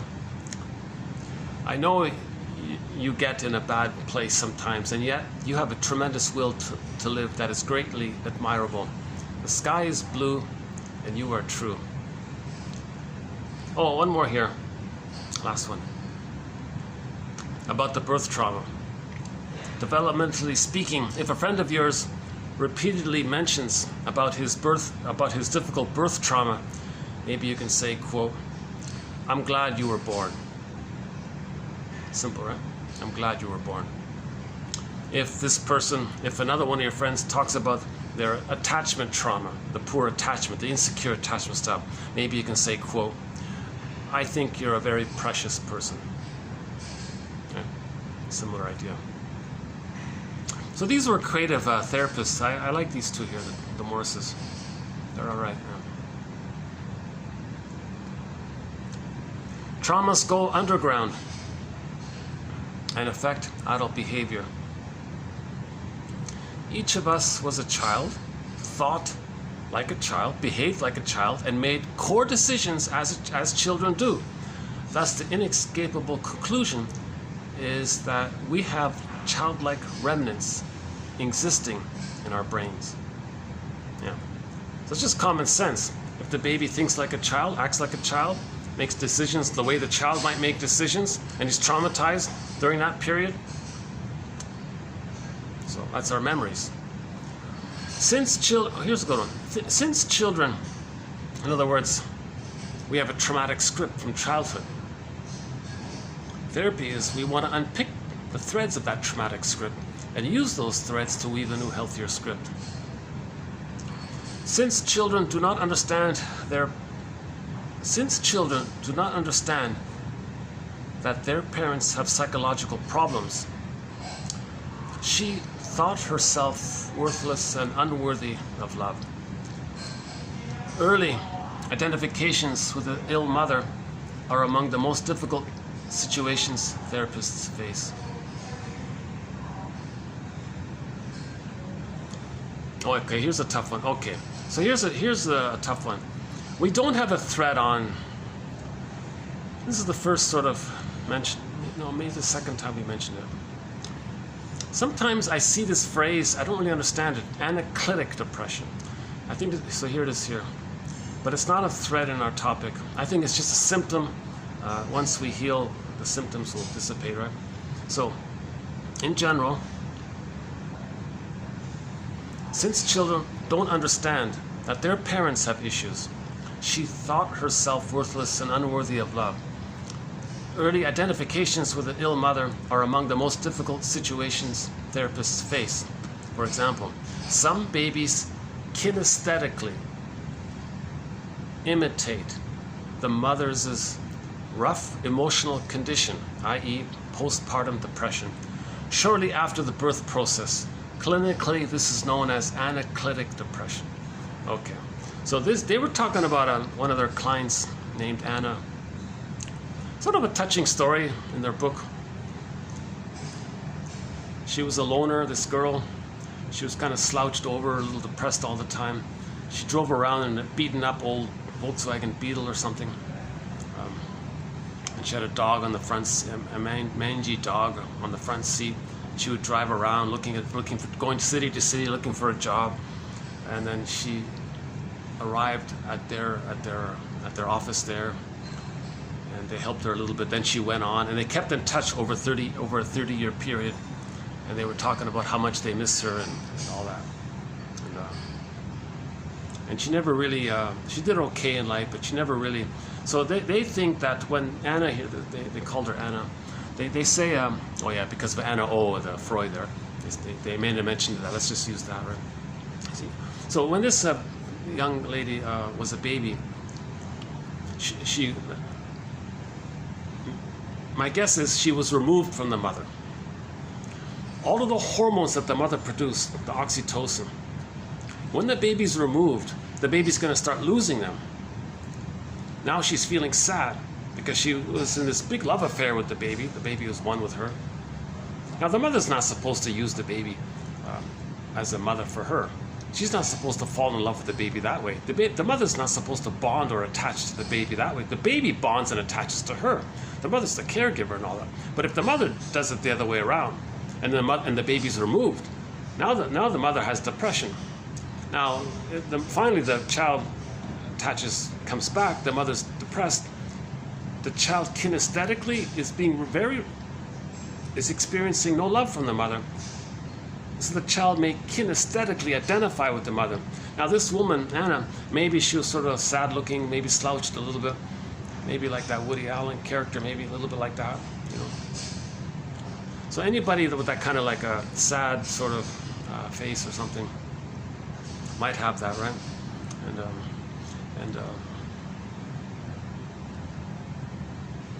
So that's called anaclitic depression. Huge topic, I don't know much about it, but she never went on any kind of meds or something. She was able to use art. Oh yeah, she was pottery. She was into making pots and all this. And she made these very eccentric, unique pots, twisted sort of pots. They were beautiful, but a little twisted or something, because she was describing that she feels a little twisted or something. Depressed maybe. Maybe the twisting was the depression thing, right? It is very sad to note. It is very sad to note the source of much societal problems, how much societal problems actually began as a struggle to gain love from an uncaring mother. So just in general, the problems we create as adults, the source point was that as a baby we couldn't get the love, and we're expressing that symbolically.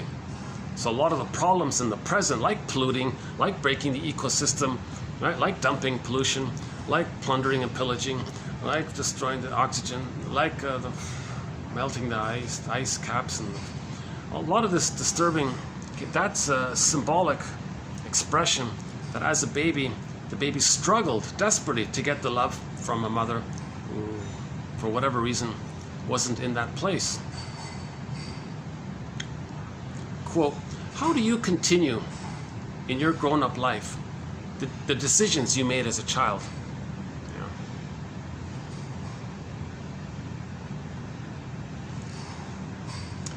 Not every trauma is going to be solved. To say to a short seller that he's lost in some kind of fundamentalistic philosophy, something like, quote, hey buddy, your whole existence is tied to a crazy ideology, okay, would be met with pure scorn. Okay, so if you said to a short seller, your ideology, it's tied to your whole existence, what you're doing is tied to a crazy philosophy, which is a symbol or a rationalization of an expression that you didn't get the love in the nursery. Okay, now he wants to preserve his grandiosity. Okay, so he would be negative towards you in saying that, and then he would say, anyone who doesn't idealize him is considered weak-minded. Okay, so he hates weakness, to communicate that the mother hated his weakness and vulnerability.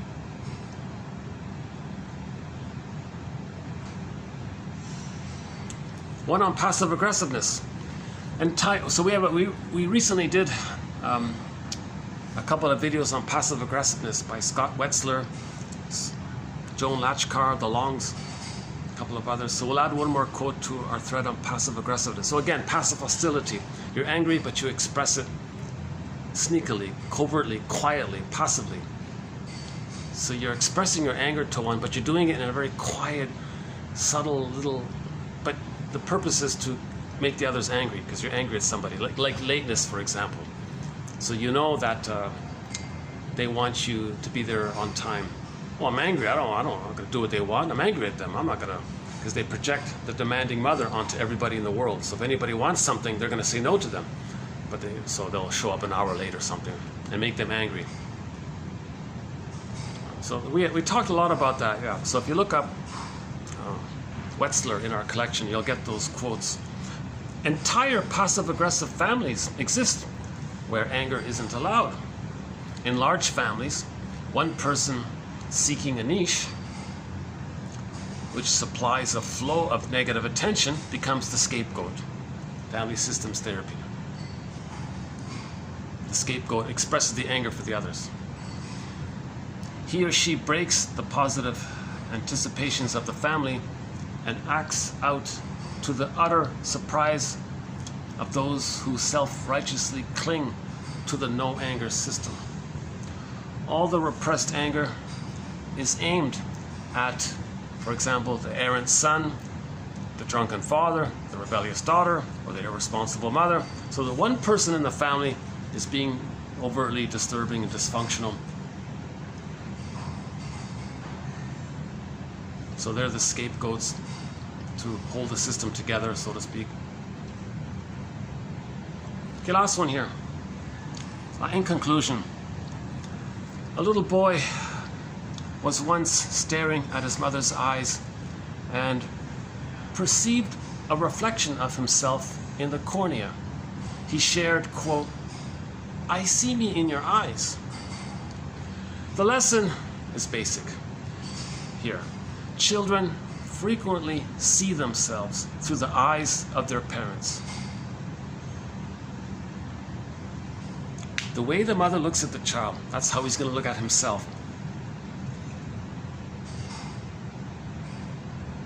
The mother's attitude towards the child, that'll be his attitude towards himself. Again, because the fusion, self and other are blurred or one like that, and the wiring is getting laid down by the interaction. Human connections lead to neural connections. So if the mother projects her aggressive mother onto the baby and says, "Oh, baby hates me," and the mother hates that, the child sees the mother hates them, the child isn't the grandmother, but the mother projects her frightening mother onto the baby and says the baby is rejecting him. Now she hates the baby because she hates her mother. She projected the mother whom she hates onto the baby, hates the baby. Baby sees that the mother hates him. The baby thinks mother hates him. Baby can't say, "Oh no, she doesn't hate me. She hates her mother, but she's projecting her mother onto me. Okay, I'll forgive." Baby can't do this. So if the mother hates the baby for whatever reason, like in that example, then the baby hates himself. So his needs for mirroring wasn't met. The mother's meant to look at the baby and say, "Aha, I get it. Wow. Nature's greatest miracle." Never in all of history was there ever a child like this one. Never in the future will there ever be anyone just like this one. This is a mystery. This is unique. This is, Ogmandino says, when it's rare. So when something's rare, it's valuable. So when the mother goes, "Wow, you're valuable. You're unique. You're really unique and rare. You're like a diamond, like a gem, like a wow. No other gem like this ever in all of history." And the child sees that for himself now. If the mother sees the baby and says, "You have a mystery. You're unique. I like it. This is awesome. This is a miracle." Child goes, "Wow, I'm valuable. I exist," kind of thing.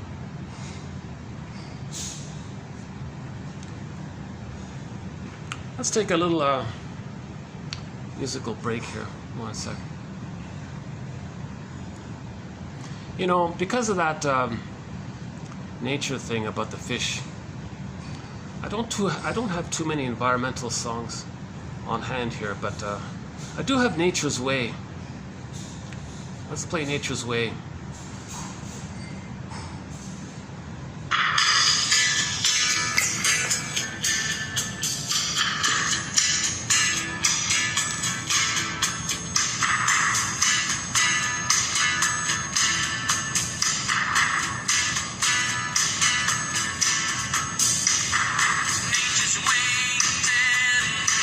Something's wrong.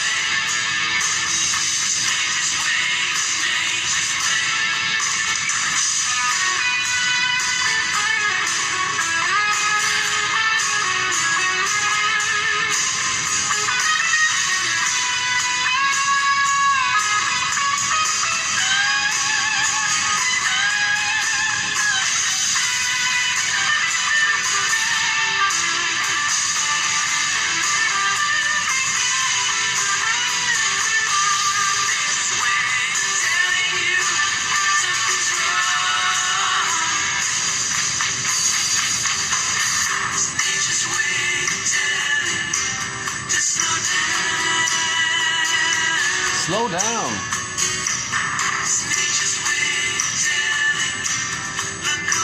Look around.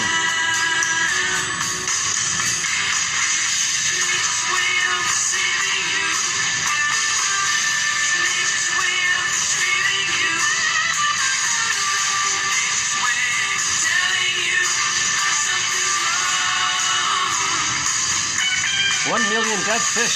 Something's wrong.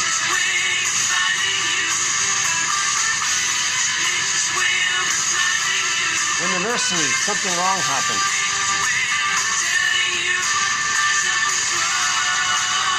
It's wrong for the baby to be shamed by their mother. It's wrong for the baby to feel emotionally like a dead fish, you know.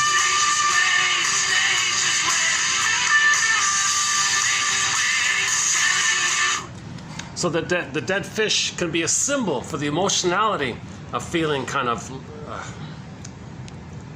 disconnected from our feelings, that our feelings are not alive or available to us. Okay, so one symbol is the Stepping Out painting by Roy Lichtenstein called Stepping Out. You can see how the guy kind of feels flat and all that, bland and all that. So his emotionality, he doesn't feel connected to the 6 primary emotions. Tenderness, happiness, the baseline, excitement, and the other ones, right? Sad, mad, afraid. Yeah, and interesting, he didn't list distaste and dissmell like the other authors do. Yeah, so he's in the song there. So I mentioned the rock band Spirit. I don't know his real name, the singer's real name, but he calls himself Randy California.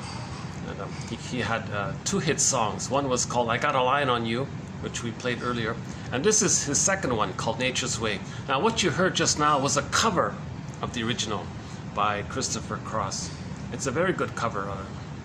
And actually, one of our musical voices, Kenny Shields, also does a cover of it. Let's play Kenny Shields' version. It's a little bit similar.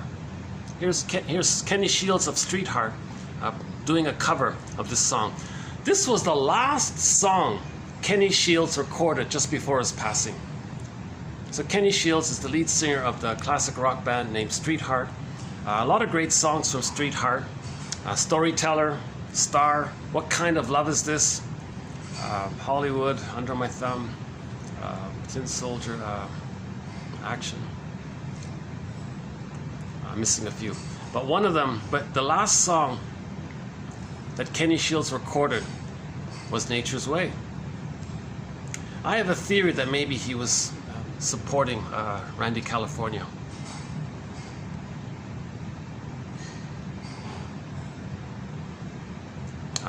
Randy California his band got gypped off, right? They stole something from them. No surprise there, right? I'm not going to go into that story about that. But anyways, Kenny Shields did a cover rendition of Nature's Way just before his passing. So keep in mind, he's late in life when he sang the song. But it's still okay. It's still okay. Nature's Way.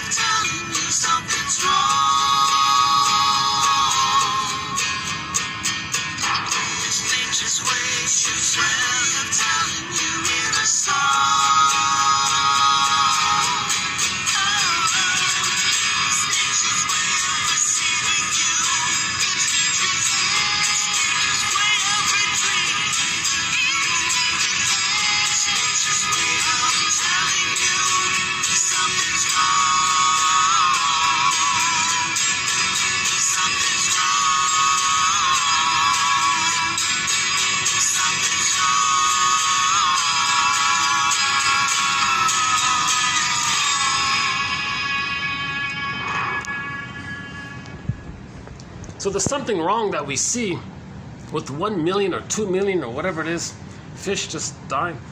What an awful sight. I'm still trying to recover from it. That's something wrong. Is this symbolic communication that those who said let's do that in the name of greed, in the covert name of envy, in the deeper covert need to stay loyal to the mother, if mothers envy, hence they feel safe. So something wrong of that is to communicate that unconscious is trying to communicate what happened in the nursery. What happened in the nursery was that something wrong took place. Baby had a feeling, had a need. It got. I don't like the word soul murder. Leonard Shengold uses that one. I don't like that, but it got kind of frozen, or it's not totally gone. It's just petrified or frozen or stuck or stone. The stone one is pretty dramatic. But that's just a symbol to approximate. Again, metaphors are just approximate. They just point to something. It's not literal. Don't take these metaphors as literal. Don't concretize. Woodman always says that people concretize too much. You say something, they think it's literal. No, it's just like it points to something. A symbol just points to something. It just directs you to something. So the idea that the soul became like a stone, okay, the song Turn to Stone by ELO, that just points to the idea that the person felt that he lost his feelings.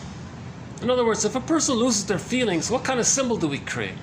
What kind of image do we create? What kind of artwork do we create to say we lost our feelings? What does a person paint? Try it out. Take a piece of paint, take a piece of paper, get some colored pencils or whatever, and say to yourself, okay, I want to draw something that represents the loss of the vitality of my feelings. What do you draw? A mammal, a person, maybe an animal, or some kind of blurred sense of, and then what's the loss of feelings? I don't know. Maybe someone draws like a poor fish or something, or a petrified frog.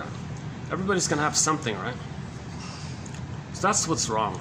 What's wrong is mothers are in this compulsion to communicate that when they themselves were babies, that they felt petrified emotionally by what happened to them. And their mothers are communicating that themselves by doing to their children what happened to them. So the grandmother, she herself felt petrified. So on up the line, intergenerational trauma. Okay? So the psychoanalysis, that's why I like that video, Because of You. Yeah, the song is good and all. I'm talking about the video, the music video, Because of You by Kelly Clarkson, the Because of You. You saw how she tried to break the chain, the intergenerational trauma. She paused, looked around, like the song says, look around, stop, pause, slow down, look around. So she did that in the music video. She, oh, stop, pause, look around. Then she looked back, okay, and then you saw her holding herself, her inner child, that was herself.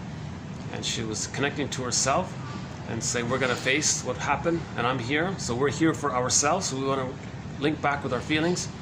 And then we can think more clearly. If we're so flooded with emotion, we can't think clearly. So that's the idea. So then she did it. She didn't do to her child what her mother did to her. There's no need to do it. We only do it to know what happened. So that's why this theory is helpful. If we understand the basic idea that something we do in the present is a communication to let us know what happened in the nursery, then we don't need to repeat it. Once you know that you're repeating something in the nursery again and again, and you realize how futile it is. A person can have 20 lifetimes replaying pollution and greed and envy. It's not going to change what happened in the nursery. Repetition compulsion never works because the present is just a symbolic staging thing for the reality of the nursing thing. And no staging thing in the symbol can take you back in the time machine and change what happened in the reality. So we're just creating mirrors. Okay, the simplest version, the simplest quote is, projection is a mirror to bring repressed material to consciousness. Repetition compulsion is a mirror Transference is a mirror. Okay. It's called the presenting past. Transference presents the past into the present. Transference and projection and repetition compulsion, these are mirrors to help us bring unknown, forgotten material and what happened in the nursery into consciousness. We repeat because we lost our golden ball. We repeat because we're searching for our golden ball. Finally, when we get our golden ball, we stop repeating. So a very good quote on that is Paul Libby Russell, 2119.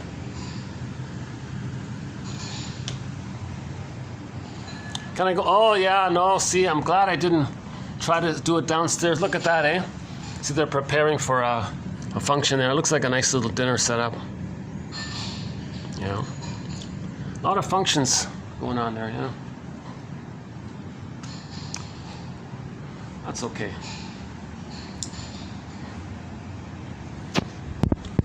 On a personal note, I feel a little extra anxious today. I notice sometimes I can speak calmly and more smoothly. Today, it's not one of my better videos.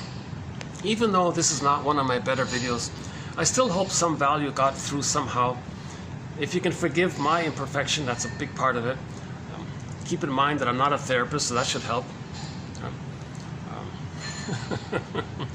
I have the preoccupied attachment style. I haven't fully healed myself. I'd love to hop on a plane and get analyzed. I haven't been analyzed, so I'm not fully aware of my unconscious repetition compulsions. I'm trying to be aware of it. And these quotes are very helpful. Well, it's been a huge help. I fumbled around with just sort of the Enneagram and the self, and then I realized something's missing, something's more, and then aha! I read Masterson's book, The Search for the Real Self, and something clicked. Object relations theory, developmental theory. Okay, now we're getting somewhere. So that's psychoanalysis, right? So now 1001 Windmills of the Mind is the fruit of that kind of research. So it's a great collection of quotes.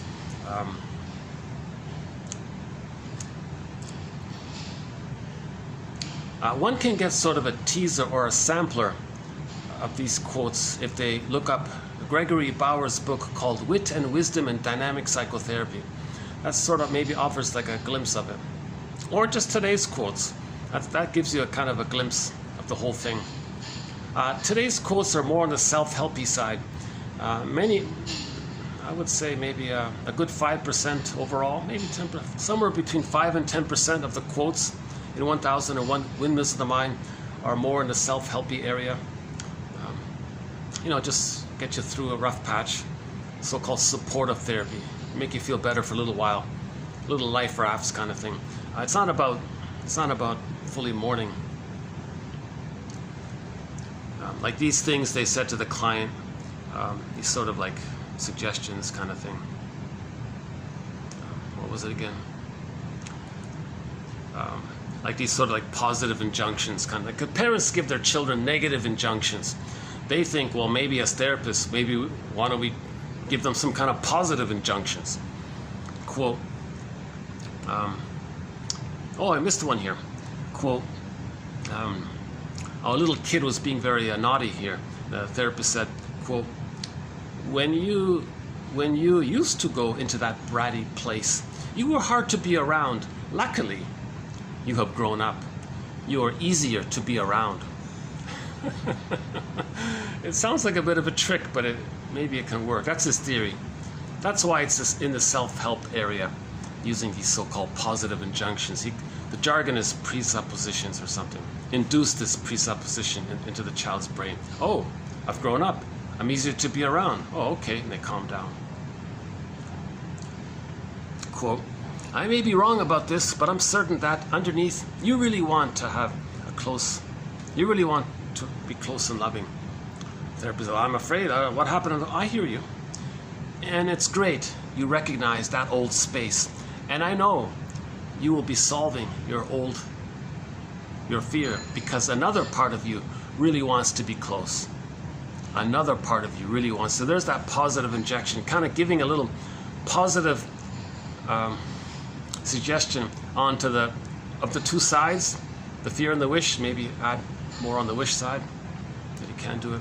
Cool. I'm sorry you faced difficulty so early in life, but one thing I get from that story you're telling me is how you really wanted to live and fight for life. You have a great life force energy. And over the time we have known each other, I have repeatedly seen your drive for life, and now I understand it.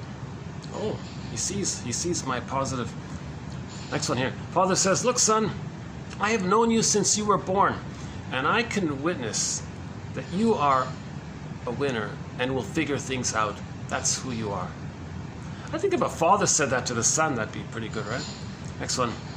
Well, I know you get in bad mental places sometimes, and yet you have a tremendous will to live that is greatly admirable. The sky is blue, and you are true. Someone complained about his birth trauma. Quote, I'm glad you were born. Someone complained about his insecure attachment style. Quote, I think you're a very precious person. Now, that one there, I'm not sure if that's going to work. The traumas of the past mar both identity and relationships.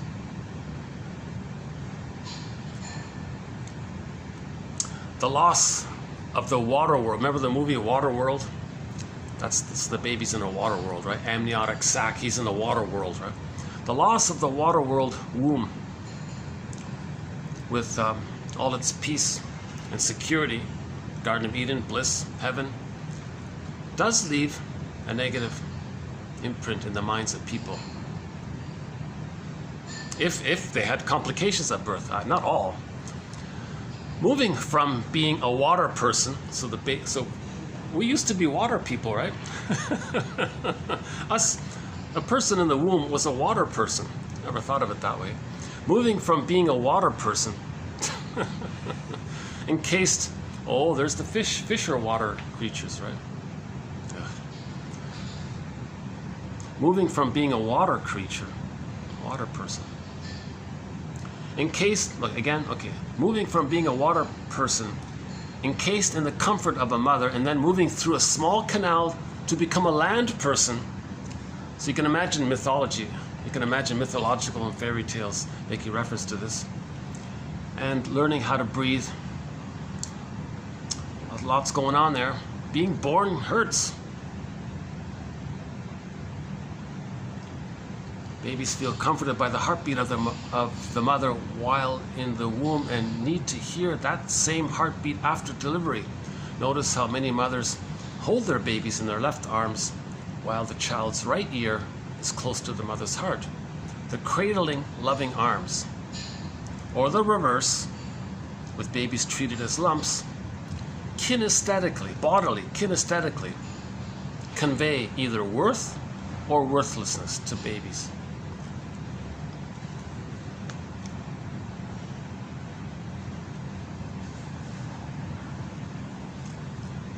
Evolutionary gratitude. Evolution, let's have appreciation. Let's thank Homo bodoensis for figuring out how to adapt to their environment.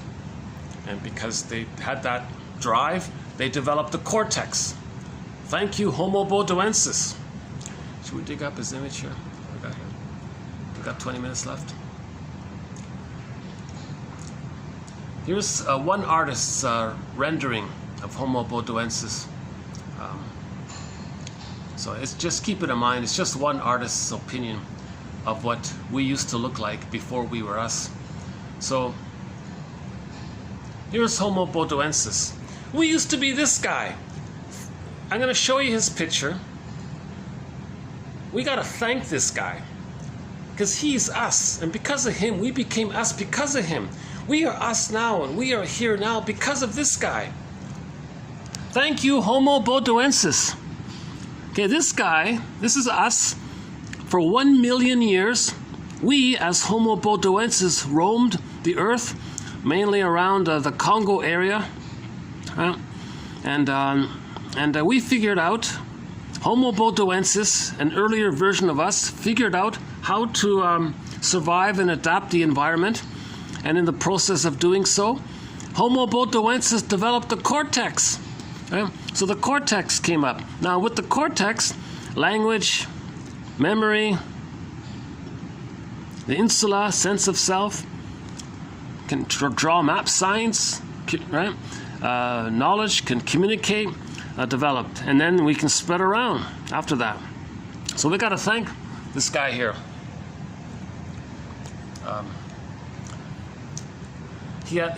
So in other words, in our earlier version of us, we had no sense of time. So they didn't understand time. So they were just in this timeless state. But the temperament was calm. They were very, like the bonobos or something. That's not a good example. They were loving. They were affectionate. They were warm. That picture maybe doesn't show it so clearly. But the temperament was warm. They had a warm, affectionate temperament. I'm okay, you're okay. There wasn't cynicism and greed and envy and schadenfreude and ingratitude. These things weren't there. They had a baseline of joy. They had a baseline of joy. Joy is the baseline for a person. We're all meant to live in this constant smooth joy, like the smooth sailing, blue skies and trailing. We're all meant to have this constant, steady joy mode, right, of having been loved. That's our natural temperament. Our natural temperament is to be in a constant, pleasant, easygoing mood. Not artificially created by overstimulating the mammalian part of the brain to send us serotonin through tricks. It's not meant to be like that. But that's a mirror. Emotional eating is a mirror that we weren't fed properly. Emotional eating, the sugar sweets, means we didn't get the sweetness with the mother. All babies want the original mother's sweetness. If the baby doesn't get the mother's sweetness, her tenderness, her caress, her affection, her warm regard, okay, that sweetness wasn't there. Later on, symbolic, they're going to eat cookies. That's symbolic of the sweetness that was missing. Windmills says that with the beer and all that, the spirit of the mother, if that's missing, they look for alcoholic spirits as a symbol that they didn't get the original spirit with the relationship with the mother. So the present is symbolic of the painful past often. Traumas go underground and affect adult behavior. So keep this in mind. Each of us, we used to be children. When we were children, we thought the way children think. When we were children, we behaved the way children behave. When we were children, whatever decisions we made was made from a child's mind. So keep that in mind. And that's running the show. Ginger Rogers, the actress who played the lead role in the movie Lady in the Dark, she said to the shrink, "It's amazing how a grown adult can be dictated by the wishes of a child." That's more or less the actual line. Look up in our collection here, Lady in the Dark, the film. She said that to a shrink. It's amazing how the adult can be controlled by the dictates of a child's fantasies and wishes. That was very good, lady in that one there. So that quote references that one. How do you continue in your grown-up adult life the decisions that you made as a child? You know, the decisions that we made as a child. Okay? If the child identifies with the aggressor, they're going to say, "I'm okay, you're not okay." That's a child decision. Or that's slightly better off one, "I'm not okay, you're okay." So that's still a child decision. I'm okay, you're not okay, or I'm not okay, you're okay, or I'm not okay, you're not okay. These are children's decisions. These are children's decisions. So anybody in the present who still thinks like one of those three, that's a child's decision. Okay, so how do you continue in your grown-up life the decisions that you made as a child? If you're still trying to save the mother, protect the mother, cure the mother, that's a child's decision. The child believed it was his job to save the mother because the child thought he was a little god and he makes everything happen. How do you continue in your grown-up life the decisions that you made as a child?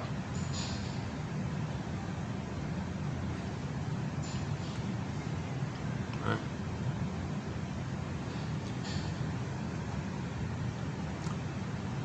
Well, the analytic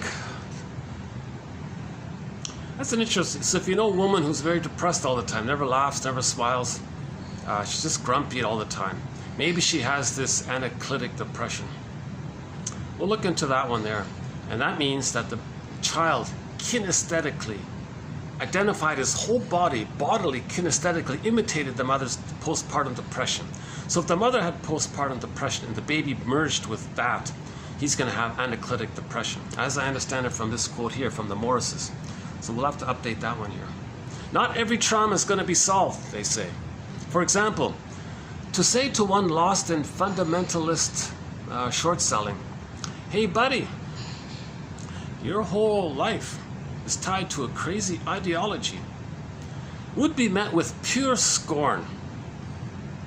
So if you said to one of those, if you said to the, because their identity is envy, right? So you're questioning their identity. Right? Their identity is hate, greed, envy, spite, vindictiveness, schadenfreude, contempt, control, hate. That's their whole identity. And if you say your whole identity is tied to some kind of a crazy ideology, so their identity will be cloaked over or spoken about in code by some kind of ideology. Greed is good, they'll just say. So that was a popular slogan, right? And it's still going on. Greed is good, right? There's nothing better than greed, right? It's either going to be my greed or your greed, my envy or your envy. No, not everybody operates from the paranoid mode of experiencing. But the paranoid mode of experiencing, all of their energy is devoted to feeling safe. Now, the way to feel safe is to aggressively use all of their energy for greed, envy, hate, spite, vindictiveness, schadenfreude, okay, pain relief, emotional sadism, grandiosity, infantile megalomania. All of their energy is that narrow mind. So that's the cyclops, narrow-minded, another version of the cyclops. So if you say to them, what you're doing is pretty crazy, meaning that's the psychotic part of the personality taking over the rest of the personality. Oh, wow. You're putting them one down. They have to be one up, because if they're one up, then they're safe. They can't take feedback. Feedback means criticism. They're going to. The mother was the criticizing one. They become the criticizer, so they can't be criticized because they don't want to be reminded of how they were criticized. So they're going to see you as the weak, wounded, foolish child. They'll identify with the aggressor and be belligerent and use anger as manipulation to make you feel worthless because they don't want to be reminded of how the mother made them feel worthless.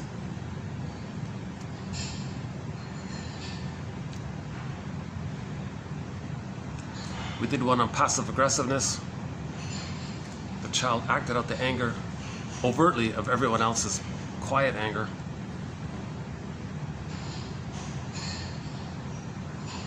And that's about it, right? And the last one here. A little boy was once staring at his mother's eyes, and he literally perceived a reflection of himself in the cornea of them. So it's just like just a reflection he saw, like a mirror. That's like a metaphor. And the child said, "Look, I see myself in your eyes, Mom." Well, that's not enough, right? The lesson of the story is children are going to really, truly see themselves through the eyes of their parents. How they, not just this little light thing with them, not that.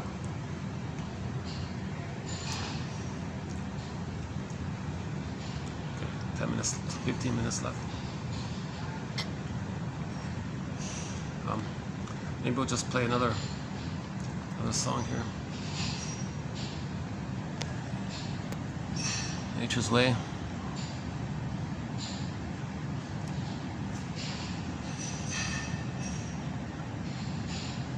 Springsteen. Susan Aglukark. Any other environmental songs? Let's see.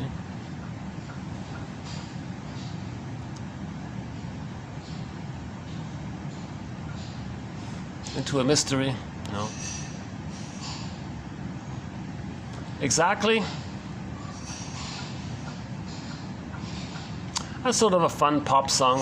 Exactly that. We played that one recently. Okay. Bruce Cockburn. Oh, don't remind me about Bruce Cockburn. Oh boy, we talked about him. See, he has a line in the song "Stolen Land." See, you gotta, when there's a slogan, the conscious will recognize the whole thing, but the unconscious is gonna not take orders or instructions. The unconscious will just pick out what you think it's saying. Will filter out the instruction. So he has I have a concern about his song "Stolen Land," because he has a lyric in there that says, "When are you going to realize that the world wasn't only made for those with a shaded beige tone of skin? When are you going to realize that the world wasn't only made for those with a shaded beige tone of skin?" Okay? So consciously we can get that understanding, and we can appreciate that understanding. Okay? Now the unconscious is much stronger. The unconscious doesn't hear negatives. So the unconscious hears the world was only made for those with a shaded beige tone of skin. See? Now Bruce Cockburn got an award. He was of the plunder system. The short sellers said, "Oh, we like that. You're brainwashing people to think that the world was only made for those with a shaded beige tone of skin." And I was kind of sad to see indigenous people on stage singing that song, because they don't realize that they're actually spreading the message that the world was only made for those with a shaded beige tone of skin.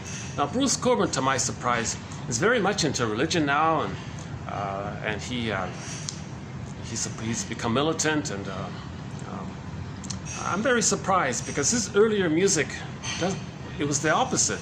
His earlier songs seemed very sympathetic. He was against the plunder. He was against the short selling, because he went to poor countries and saw how the short sellers were destroying the environment, destroying the forests and all these things, and not only that, not only the environment, but the people, the livelihood of the people. So he had a very good song called "Call It Fill in the Blank." So look up the lyrics to Bruce Cockburn's song "Call It Fill in the Blank." Huh? Do we have it here? I don't think I have it here. What's this one? Strange Waters. No, we don't have it here.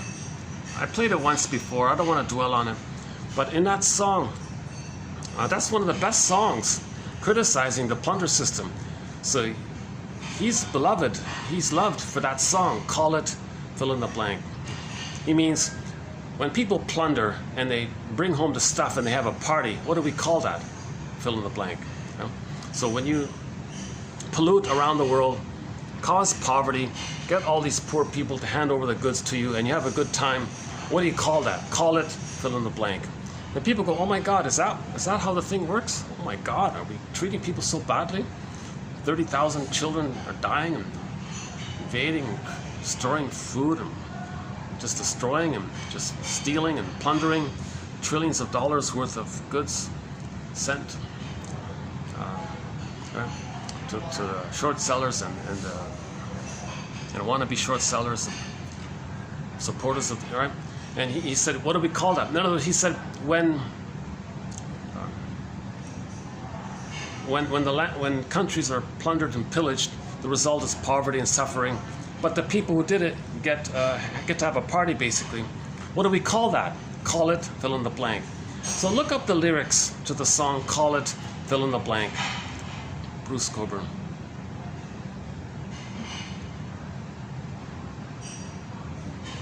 Here they come. Here they come. It starts with the line, "Here they come."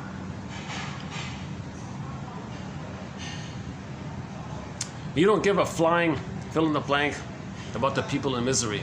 They don't. Yeah. So that means that the mother didn't care. And there's the enraged part. So he appropriately used in that song the F word.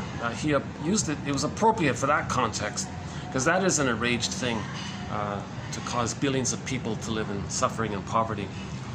Because the short sellers are saying, "Well, when I was a baby, my mother gave me emotional poverty, so they'll create it outwardly to symbolize how they felt what the mother did to them." So the poverty outward is to communicate that they felt emotionally impoverished. And now greed is envy is the driver, so the connection to the mother's envy, so they keep creating it because of the envy. So a side benefit of envy, or to get the envy, to engage in the envy, they have to destroy and pollute to stay safe with the envy mother, the envy breast. Right? So, but when he got the award of the plunder system, he got, a medal or something for the plunder system. Oh, good work. You're brainwashing people to think that the world was only made for those with a shade of beige tone of skin. And he says in this song, Stolen Land, yeah, we're going to keep on doing it. We're still going to plunder. We're still going to... Okay. And I remember a famous lady said, yeah, we can't help ourselves. That was her actual words, quote, we can't help ourselves. It's this compulsion. The only way to resolve this issue is consciousness. Okay? www.darkhorsepublishing.com, search engine, psychoanalysis. Get that comic. A very good place to start in healing the soul is that comic, Psychoanalysis. It just got digitized 3 years ago.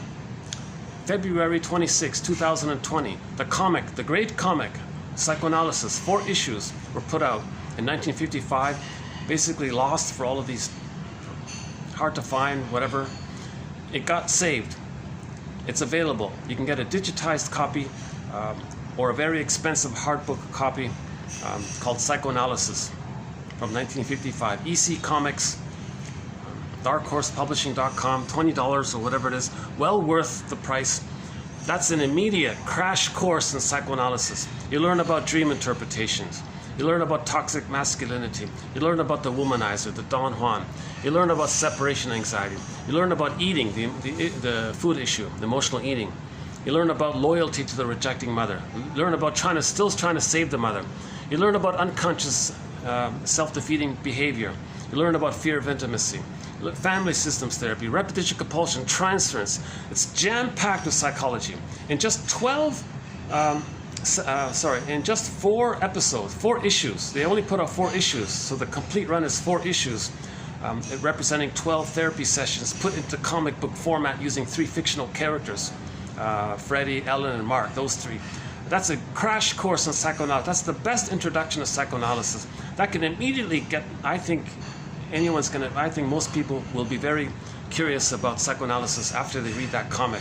And then, buymeacoffee.com/psychoanalysis, because I think I plucked out the best quotes from psychoanalysis. Subdivided into 55 topics, themes, chapters, e-booklets. It's not perfectly all organized yet, but it's getting there. So, do we have another song? Call to the Moose. Willie Mitchell. I'll listen to Call to the Moose.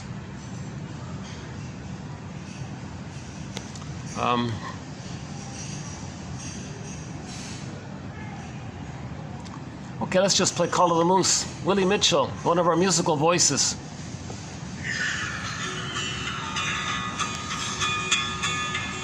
The name of the song is Call to the Moose. Call to the fishes. Call to the herrings.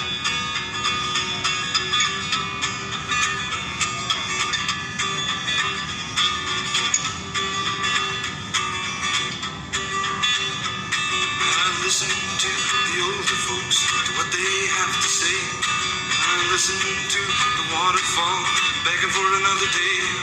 And I listen to an eagle cry, dying high in the sky. And I listen to the call of the moose, as she lays down to die. Don't you know, I gotta let him be.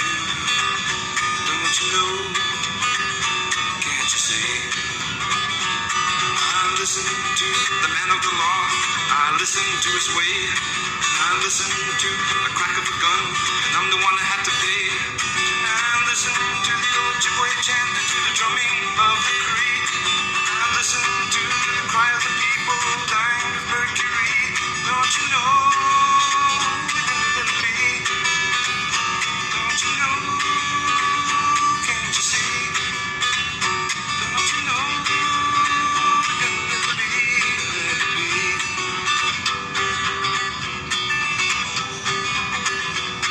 And listen to the whippoorwill, the crickets are all in tune. And listen to the dying tree and to the whistling of a loon. And listen to a howling wolf echo throughout the night. And listen to the bark of a seal, and he's just a bloody sight. Don't you know, little bee? Don't you know? Can't you see? Don't you know, little bee? Don't you know? Can't you see?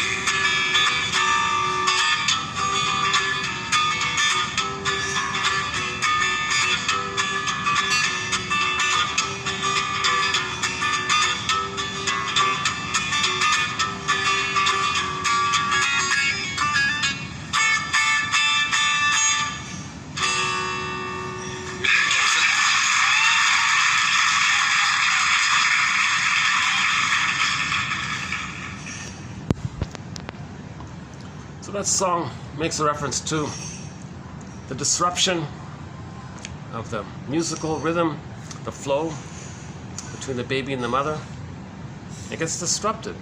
The disruption, the disturbance between the natural rhythm between the baby and the mother, in particular in the first 4 to 5 months, this is what's being communicated and expressed. The pollution, the greed, the envy, all that's a mirror to say that something went wrong. Something's wrong. Nature's way.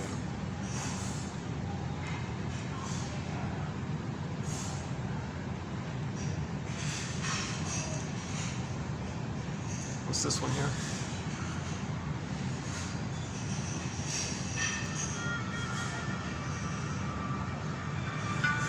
I don't think we've ever played this one. Let's just play this in the background, whatever this is. Some songs I haven't played yet, yeah. What's this?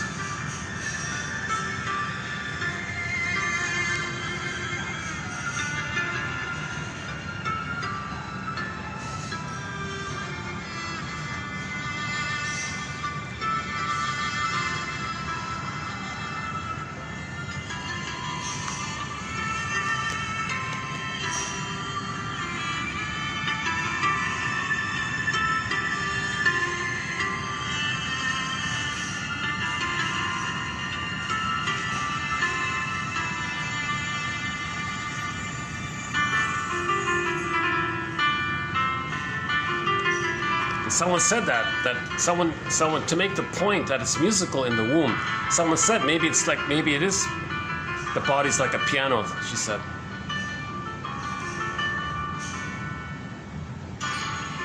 Just trying to remember what this song is. Okay, anyways, so just like Klaus and Kennel made a huge contribution to healing the wounded soul by encouraging doctors to hand the baby over to the mother directly. Don't rip it away. Don't remove the cord. So now a lot of babies are being handed directly to the mother. Okay? So I think an extension of that might be let the mothers stay in bed for 4 to 5 months, skin-to-skin contact, the baby suckling, natural breastfeeding. Okay, again, barring emergencies and all that. But, let the baby suckle as he needs. Let him feed as he wants and needs. The mother is attuned and she makes all the adjustments because she gets the signals, and the flow and the music and the piano music and the Mozart music between the baby and the mother continues. 4 to 5 months. It's doable. If the mother has to use the restroom, she carries the baby. No separation. Let the continuity of the womb life. Treat the first 4 to 5 months as an extended womb. Let the warmth, constant contact, the flow, the music, the rhythm, the reverie. The mother's job is to be accepting and maternal and present, and let the baby use the mother as a symbiotic object, as a self-object to meet the baby's needs. The mother doesn't use the baby in any way to meet her needs. Forget it. Forget that. The mother cannot be like the baby and the baby be the mother. That's the trauma. That's the trauma. That's called the Jocasta style of mothering. Any mothers who uses the baby to comfort them, that's called the Jocasta style of mothering, the Jocasta style. So in the unconscious template, in the symbolism, the mother and the baby got married. So if it's a son, he has the mother complex. If it's a daughter, she has the electric complex. Both grow up. The boy grows up with the Laius complex. She grows up with the Jocasta complex. That's the whole Oedipus story. We want to get out of this issue here. So prevention, an ounce of prevention is worth £1 billion of cure. An ounce of prevention is worth £1 billion of cure, I think. Because, oh, this song's not bad, huh? Whatever, I forgot what it is.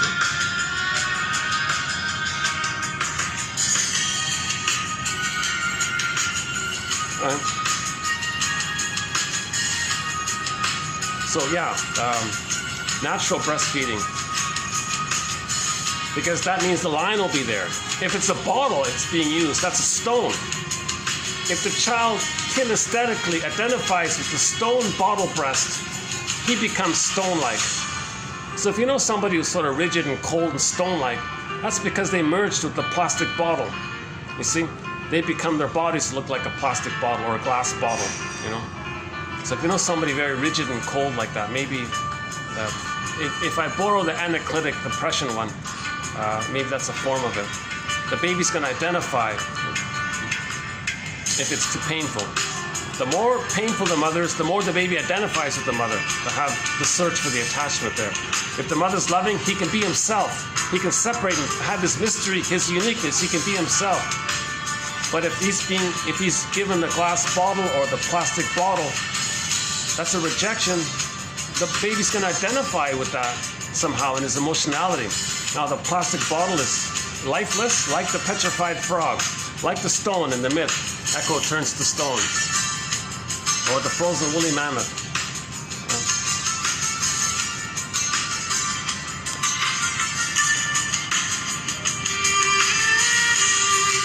So that's the healing journey. We want to get back our feelings. We lose our feelings if we have to freeze them. We have to freeze them if the mother's not offering the maternal holding environment. Henceforth, once again, mothers just stay in bed for 4 to 5 months. Fathers, make that happen. Make the mothers pamper them. Give them what they want. Mothers, don't watch any scary films or read scary books. Let them be in a peaceful mode. Let the music play on. So we played Barry White's song, Let the Music Play, Barry White. Yesterday we played the song, You're My First, the Last of Everything. If the baby's traumatized with the mother, he'll see all women as the template of the mother. So the mother is the first, the last of everything. So the partner is the symbol for the mother. It's a fantasy to get a better mother. So in falling in love, the partner is seen emotionally as the reincarnation of the mother of the past, the fantasy didn't get a better outcome with the mother. So we played that one there. That's bad. I don't even know what that's called. That's not so bad.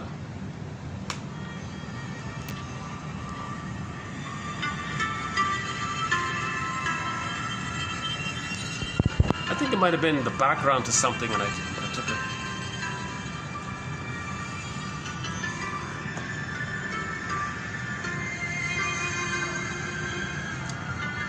So either this video is going to cut out in about 5 minutes, or mysteriously, once in a while, my camera gives me an extra, my storage gives me an extra hour, like it did last time, yesterday, the last video.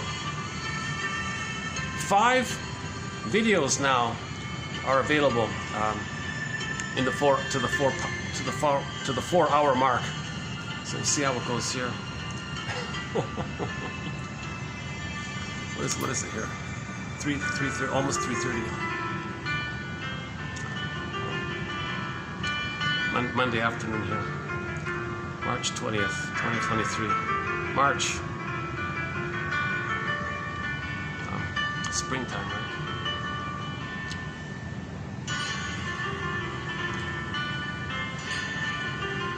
So if the mother's stay in bed for 4 to 5 months, if she needs to do any kind of movement, she carries the baby skin to skin contact.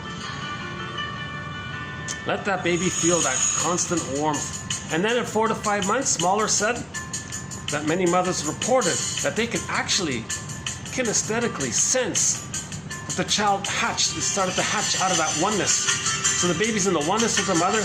The mothers reported that they could feel that the baby started to leave the mother, started to separate. It was like a hatching, psychological hatching. So now the baby's hatching out of the egg toward a psychological birth. The baby needs the egg for the psychological birth. The baby needs the psychological egg in order to reach a psychological birth. If the baby doesn't have the psychological egg, there's never going to be a psychological birth unless they work on it at midlife and all that. So the role of the mother is to provide a psychological egg. So maybe the simplest thing is to stay in bed for the 4 to 5 months. If they use the W's restroom, carry the baby gently, skin to skin, provide the continuity and the rhythm.